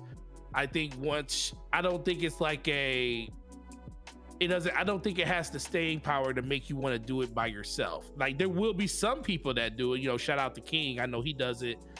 He did it a lot in the original Outriders, the base game. But for most people, once their friends start falling off of it, I think, everybody's going to start kind of drifting away. But I do think a lot of people are going to get a lot of time in it. I know that everybody pretty much in our circle is more likely going to beat the game, beat the WorldSlayer DLC. We're going to push the outer limits of whatever the ascension levels are and stuff like that, and get ourselves to a point where we're very, very adept at clearing levels and doing a higher tier content that's at the end of it. And then once we're done doing that, I think unless they come out with consistent updates to the game, because I think that's the biggest thing about a game like this, they try not to say it's a games as a service. They've been very, very, very keen, but they operated exactly like a game, like a live service game. Yeah, and that's the problem, because they're not going to get. I don't see them adding more stuff to this game. And think about it, this game came out April of last year, and we're finally getting the major DLC drop a year and 2 months later. That's not going to cut it. To keep people long term in this game. I will keep playing this game as long as it's fun.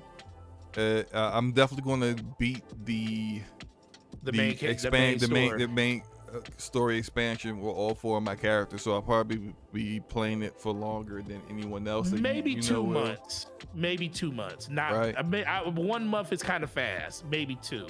Two might be the limit for a lot of people. But what I think is something that we aren't really considering, or a lot of people aren't considering, is the issues between Square Enix and People Can Fly.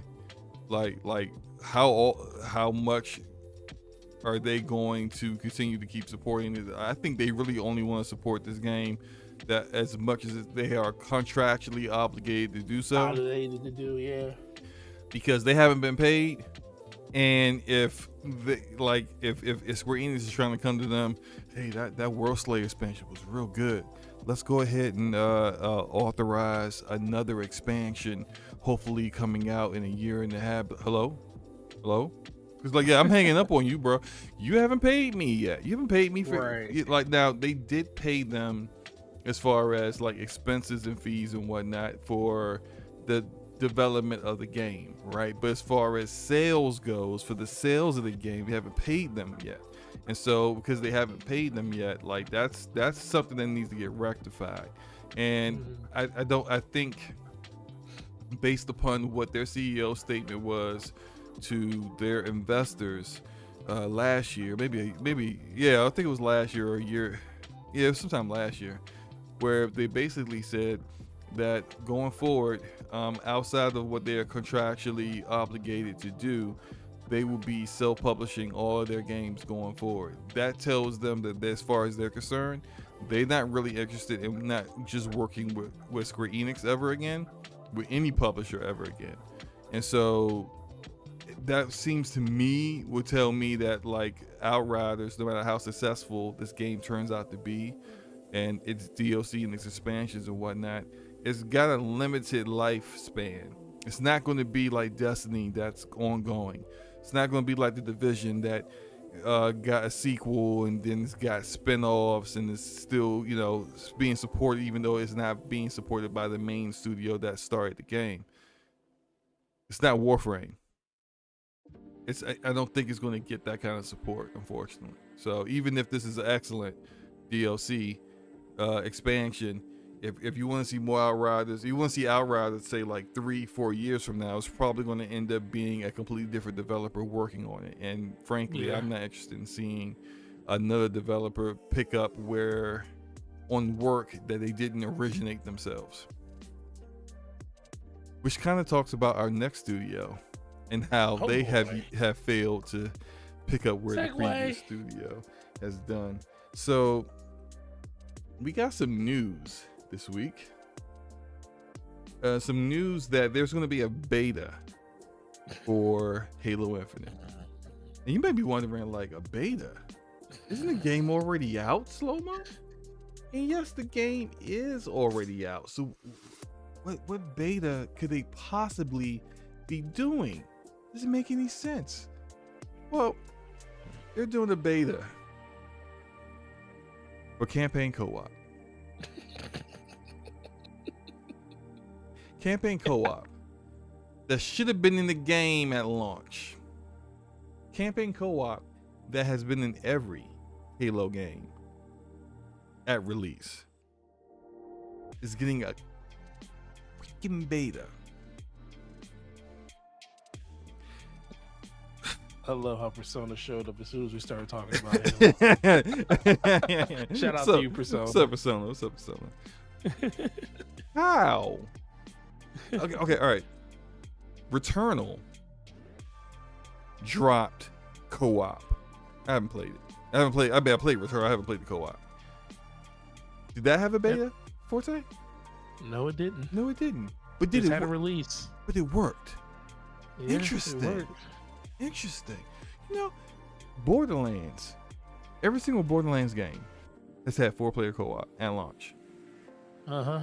They didn't launch a single player and then go, hey, we got co-op coming 8 months after launch. It's going to be in a beta.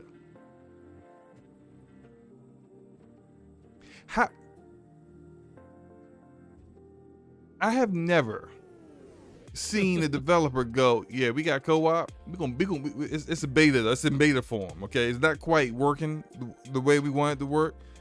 I could understand if it was like, hey, look, you know, we're going to jazz this up, right? Mm-hmm. We're going to make it so like you're going to be able to take your multiplayer Spartan with your cat ears, your samurai armor, your doodads and gadgets, all that other stuff, right?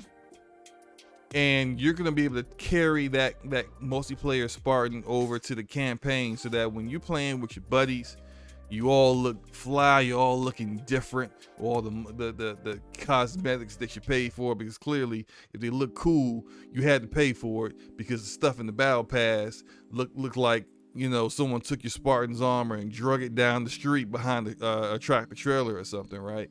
So you paid for it. Might as well look cool when you're doing this co-op campaign. No, not even that. Because all of everything that they've shown us as far as screenshots go has been every Spartan looking like Master Chief with the same exact armor. Forte, how am I supposed to tell you from Taz from Luca? I don't know. We all look the same. Oh man, I saw that picture and I was like, that's not what I thought they were gonna do. Thought they were gonna use your online persona. But they didn't. So okay, So let me try to save 343 here a little bit. Really? So, let me try to save him a little bit. Okay, I'm not agreeing that it should be a beta. The game is still in beta itself, so let's be for real. But they are, because Persona said it perfectly just a second ago. He says 343 I about to become a support studio with the way things are looking over there, and they can't afford to have co-op come out and not work. A 700 developer support studio. 700 person support studio. Absolutely right. But guess what, Slow-Mo? They can't afford for this not to work. They can't afford to fix desync. No, they can't fix the melee desync. It's not even just melee. It's desync on more than just melee. You'd be I know. Shout out to Taz in the chat who actually put on Twitter a clip of him doming another player 3 times, headshots with a sniper rifle. Guy just ran through it like he was the Terminator. Desync and then killed Taz. And then killed Taz. I was like, what? Desync is an issue in this game. And what was their response to that? Yeah, see, the team that's working on that, we got them working on something else. Yeah, working on a beta for co-op. You got 700 developers. You telling me you can't spare enough people to fix the desync, which is, I mean, like when you have a game that's competitive PvP, it's imperative that, like, of course you're gonna have issues, network issues sometimes, right? Like Right. all that stuff is standard issues that you expect when you're playing a game competitively over the internet. But when there's clear issues, that should be a priority. This is your flagship game. That should be a freaking priority. Fix the desync. Well, slow-mo, listen. No. We got our Slow-mo, team doing there's something else. Slow-mo, there's They're a lot making of cat fires. ears. Slow-mo, listen. They're making there's cat a lot of- tails too to go with your cat ears. Yeah, they're also putting microtransactions inside of Halo Master Chief collections, because that's where most people are playing at right now. They were like, wait a minute, hold on. More people are Oh man, playing Master Chief Collection? What? Yeah, more people playing Master Chief collection. Okay, let's put the microtransactions over there then. Yeah, we'll I put mean, them like over there for now. they can't escape us. They Okay, can't escape us. if you're All right, not but- gonna play our microtransaction Halo game, then we're gonna put microtransactions where you playing Halo at. Look, and this is like, I know some people are like, didn't Slow-Mo say he ain't playing this game no more? Yes, I haven't gone back on that. I'm still not playing this game. I don't care if the co-op looked amazing. I don't care if they allowed my Master Chief to be the I could customize him, any kind of way I want it. I don't care if they fix the desync. My issue is you still had a freaking Bonobo nameplate for Juneteenth and lied to us about what happened, and your franchise creative director is a hold-on sexist racist piece of garbage all over NeoGAF and Reset Era. You knew he was doing all that and you did nothing about it. So I want wholesale changes at your studio, or I want someone else working on Halo. And until that happens, I'm not playing your trash game no more. I'm with you 100% on that. Playdex said it sounds like they need some volunteers. They should talk the fantastic. Apparently has the whole game plan on how to get people to work for you for free. Shoot, there's probably people out here in the Halo community who have the skill set to do this stuff and would love to do it for free, because clearly 343 is incapable. So well, they already solicit the community for stuff like that. They just don't really take all of their feedback and implement it the correct way in the game. And once again, you're melee whiffed. But I'm just watching you melee people, and it don't even register. but no, for real, there's a lot of fires that need to be put out for this game, and that's the unfortunate thing. And even knowing not having a beta for co-op is like almost inexcusable. I see why they're doing it, because they don't want to just say the beta the co-op is out and then they have issues with the co-op. So at least this way they have plausible deniability by saying it's in beta, and if there's some unforeseen things that they haven't ironed out yet, I think that is a reason to do that. I also think this is another reason for them to get it out. I think they want to get it out faster because they do know that the community is getting really impatient with just waiting for simple features like co-op. So I think this is their way of saying we're going to give you a form of co-op, but it's going to be in beta form. So if there's any technical issues, you nobody can come for our necks for that, and then they'll finally do the official rollout of it, and they probably won't even say, they'll just say that co-op is officially out with no beta form and stuff like that. So I think that's mostly due to it is because they're just super risk averse to all of the noise and conversation that's been being had about the company in general. And like you said, it doesn't help with the Juneteenth stuff. That stuff just didn't make it any better. Now you're up here trying to salvage a lot of the stuff that's going on in the back end when it comes to like developer health and crunch and everything like that. It's just all over the place. So this is them basically just trying to get stuff out there for people to play. Again, for those who may not have listened and watched the show when we first discussed the Bonobo thing, it's not that there's a racist at 343, because I think there are probably racist people everywhere in every studio. and that's just a reality that unfortunately we have to live with. It's not that this racist person did what they did. It's not even that the QA is so bad that they missed it and allowed it to go live. My issue, and the reason why I'm not playing Halo Infinite anymore, was the response. And the response was deception and lies. And not even really good lies, because there are people who are developers who have worked in that capacity before, and just people in general who have worked in programming, have worked in IT, people who know their explanation was straight bull. That's not how programs work. A program isn't going to just straight up name an asset within it itself as a default name. It's not going to do that. It would have some numbers in there. It would have something to differentiate it from the asset.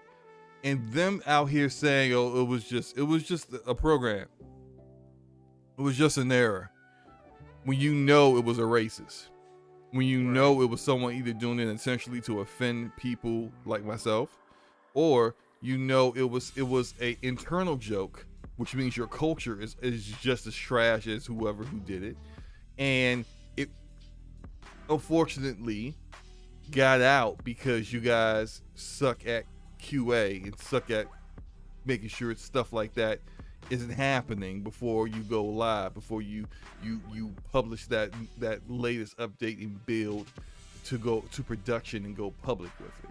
So either way, whether it's incompetence or racism, you still lied about it, and because you lied about it, I don't feel respected enough where I feel like I should waste any of my personal time that I have to play games, playing your game, or spending any money on it. So until Microsoft fixes this issue, or somebody fixes this issue. I mean, Frank O'Connor is something that we haven't had a chance to discuss yet, because this came out after DPS. Wait a minute, did it come out? No, did we discuss this last week?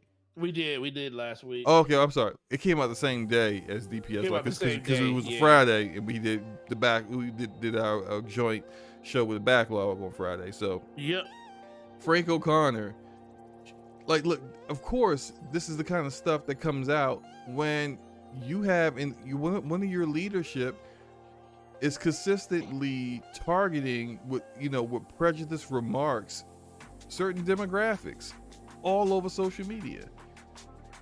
Disrespectful to women all over social media. Banned off of multiple message boards for his behavior. And it's like, you're the freaking creative director of a major IP. How do you have the free time to all day sit on a message board talking about what you want to do to Salma Hayek and talking about like anti-Semitic comments and all kinds of other crap, instead of actually doing your job? Like, what? And y'all let this guy stay in leadership? This guy who led a campaign at 343 to make sure that no Bungie employees influence the game? Really? And this is the product we get? That's inferior to Bungie's work? But you don't want Bungie employees there? Really? All right, let me get off my soapbox, because I'm just getting upset all over again. Yeah, don't do that. Don't do that. Yeah. 343, do better. Do better, 343. I don't think you'll ever get your wish with someone else making a Halo game, because I think that studio was purpose built for that. Yeah. They just need new leadership. I think however they get that new leadership is the thing that we're all wondering and trying to figure out. They're either going to get new leadership, which I'll be fine with. If Ross is out, O'Connor is out, Staten takes over completely, new leadership in place. I mean, their turnover with their veteran developers is so high anyway. Like the current creative director on Halo Infinite right now starting in February of this year. Right. He just started this year. So like they got a carousel of directors going in and out anyway. So they gotta get rid of O'Connor and Ross though. Them two gots to go. So like if they're gone and 343 is going in a new direction, I'll pick the game back up. If they say, hey, look, Certain Affinity is now we're gonna acquire Certain Affinity. They're now the lead director on Halo. And 343 is a support studio, I'll come back. Because then I could expect at least expect Certain Affinity to be confident enough to not have African apes named after holidays that's supposed to celebrate black people becoming free. So moving on. I think that's it, Dabo. I think we've exhausted all of the topics. What the heck? Shout out what time to is it? It's only 11 o'clock, man. This is 10:57. It's been a long time. I'm telling you, man, I was out here hitting these topics, sir. Well, the conversation was smooth. Really, we didn't have guests this week too, so. True. Truth Serum says no crunch at Microsoft. The guy has the spare time. I didn't make it a topic, but apparently there was some talk about Bethesda and some things about crunch going on over there. Look, crunch happens at Microsoft. Forte and I know a developer who works for Microsoft and crunches his butt off. So whether it's under Xbox for Game Studio, Bethesda, you know they're crunching at Activision Blizzard. There's crunch going on. They may say they don't prefer it. They may say that like we tried to stamp that stuff out, but we all know how hands off they are. So when you're so hands off that like you don't know about how bad the culture is at a studio, you don't know how things have changed drastically at Undead Labs, and something needed to be done about it. When you don't know any of these things, how do you expect me to know if a studio's lying to you about crunch? I mean, it's I'm not shocked at all that's the case that it is. And I know I'm sounding super negative right now. I'm not trying to be, but like they gotta give me something positive to talk about right now.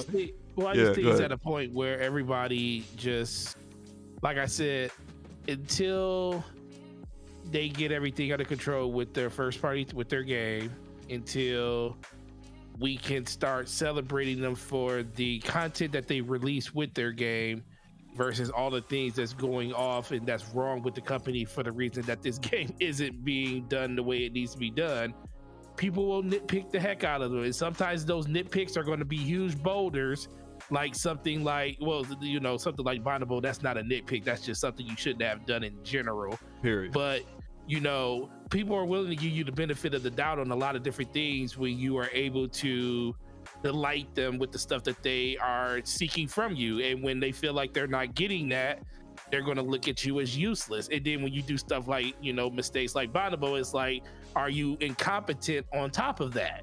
So that's the thing that they kind of need to just, navigate right now. And trust me, there's some really good developers. There's no way that of 700 developers at 343, 600 of them are bad. Right. Maybe not even 650, maybe not even 690. But there's a few people or a few things that's holding that studio back from being great, because we've seen that studio, be great in certain instances. We saw them be able to, delight people with a single player campaign that was very, very memorable when it came to Halo 4. We saw them step it up with multiplayer in Halo 5. We saw them step it up in Halo Infinite with multiplayer. But for every little step that they took forward, they took a step back. And that's the thing that we're kind of tired of. And then if you add all the other theatrics to the conversation, that's the stuff that people just don't understand. Like, you should be having your head down, You should have everything that you're trying to work towards be everything about this game, and trying to minimize all the other distractions, because guess what? All this stuff is distractions for that company. Every time they look up, they got another thing that they have to react to, something that they have to like put a fire out. And instead of the people that are in charge to actually get this game in a playable state to where everybody's liking, they're out there damage controlling or trying to find a way to smooth over something that they created. And that kind of adds more pressure to the development team. It adds more pressure to Microsoft in general, trying to get a better product out there. So I mean, it's a never ending vicious circle that needs to change. And as much as no one calls for anybody's jobs, it's just the fact that we've been saying for half a decade, 343 hasn't been what it needs to be when it comes to being the stewards of a Halo franchise, the $1 billion franchise. And it just seems like something definitely needs to change for the best. Agreed. Agreed big time. Forte, great show, sir. I always appreciate your input and your insight. Let everybody know where they can find you. Let everybody know what you got going on in your channel and what you're gonna be playing over the next week. Yeah, man, definitely. Gaming Forte everywhere first: YouTube, Twitter, Xbox Live, and PlayStation. I beat Shadow Warrior, so that's done. So definitely a lot of Outriders, and I was actually looking at my list, and I have a couple of games inside of my backlog that I definitely want to finish. One is Scarlet Nexus that I do own. I definitely want to finish that game because I'm about halfway through it. But for some reason, it's like my biggest thing is I'll play something for like 4 or 5 hours, 6 hours, and then I'll be like, oh, I'll come back to it, and then I never go back to it. So that's kind of the goal. So after I do some Outriders, get that all taken care of, then dump it to the rest of the backlog and do some stuff like that. But then also making content on the channel and everything too. So as usual, Slow-Mo, amazing job with the show, do amazing work. I don't remember the last time we had a 2-hour podcast, but it's definitely refreshing. and definitely, man, get back to the games, and you guys have a great weekend. Absolutely. Thank you, Smitty. Appreciate that. And Ramon as well. Guys said thanks for the show, guys. Awesome as always from Ramon. Smitty says great show, fellas. Appreciate you guys. And Erodimus, although Erodimus is busy. What happens if that sausage is spoiled? What happens if that sausage is spoiled, Erodimus? It's spoiled. You still care how it's made? Yeah, I care how the sausage is made. If it ain't made from a real animal, I'm gonna have a problem. Right, made from seaweed extract. I think that's the issue. I want to know how the sausage is made, sir. Shout out to True Serum. Thank you, sir. I appreciate that. Thank you, True Serum. As for Make myself, sure you guys hit the like button and everything too. Yes, please. Hit the like button, hit the subscribe button if you haven't already. Thank you, Persona. Appreciate you, bro. Shout out to Gaming with Persona in the chat with What's Up PlayStation on Saturday mornings. Check them out. He and the homie J Barry put on a great show. Probably the best PlayStation podcast you can listen to. Definitely check them out if you haven't already. For myself, I am. As far as games go, like I said before, I beat Disco Elysium. I'm on a Japanese RPG kick big time. I've been playing Trails of Cold Steel. I've been playing Persona 4 Golden. I actually even started playing this week Persona 5 Royal. Even though I beat Persona 5, I got like 150 hours in the regular Persona 5. Royal is I see the small changes they made that were all for the best. The new character is interesting. I need this.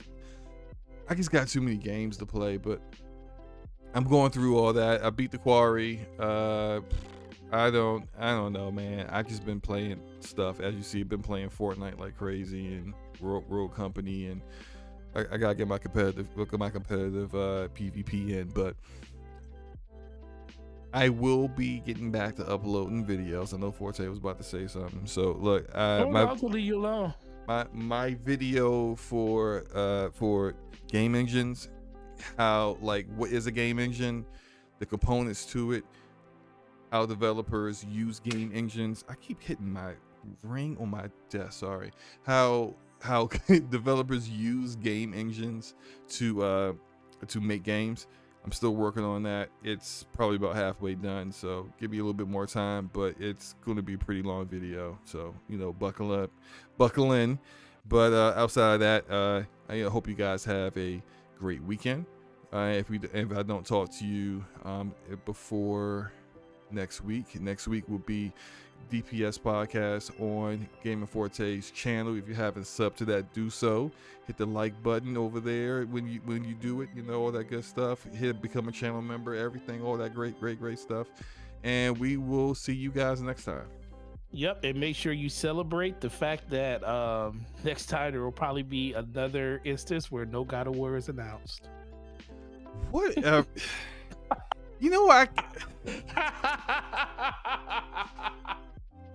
It's going to be. I think it will be. We will know more about God of War before next week, so that Forte can finally shut up. It was a lot of people out here, bro. Shout out to the funniest one though, honestly. Shout out to Persona. I was listening to history, and he was just having fun with the situation. I know he's frustrated like a lot of other PlayStation games, but I'm even frustrated because I want to know at this point, where the heck is this game? Can we know exactly when it's coming out? But it's just funny out here, man. Like, so many people, like the Snitch. The Snitch got us on this one, bro. He had everybody worried. Like, hey, that's gonna be a release date. They gonna talk about it on June 30th. What slow-mo? I guess we still got an hour left of June 30th. But do you think?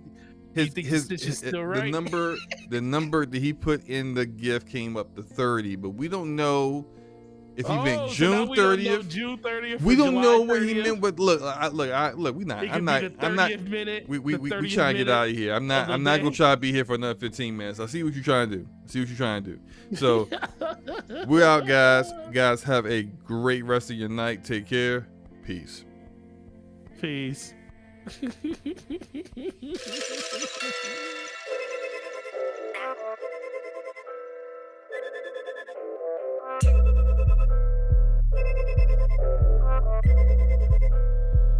Eyes up, Guardian.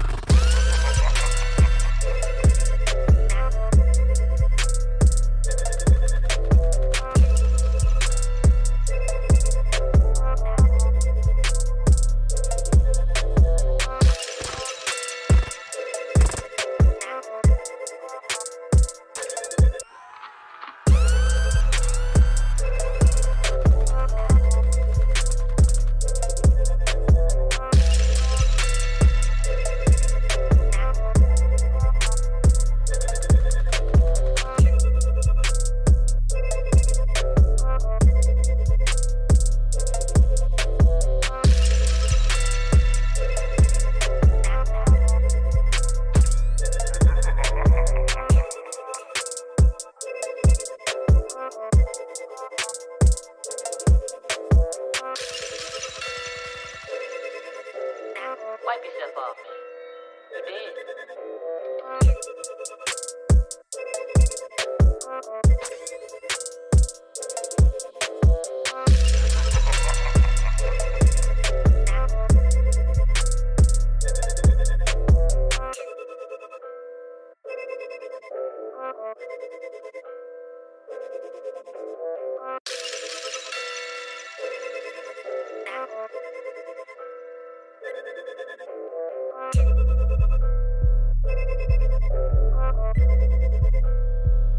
Eyes up, Guardian.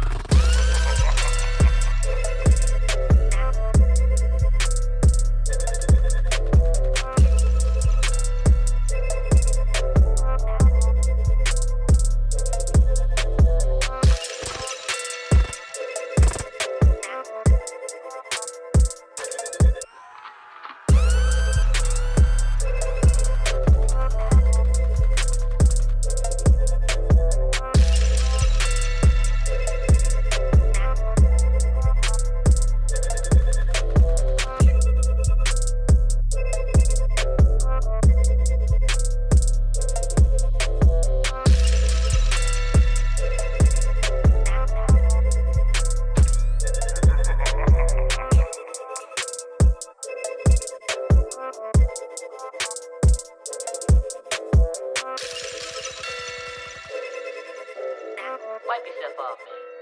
You did.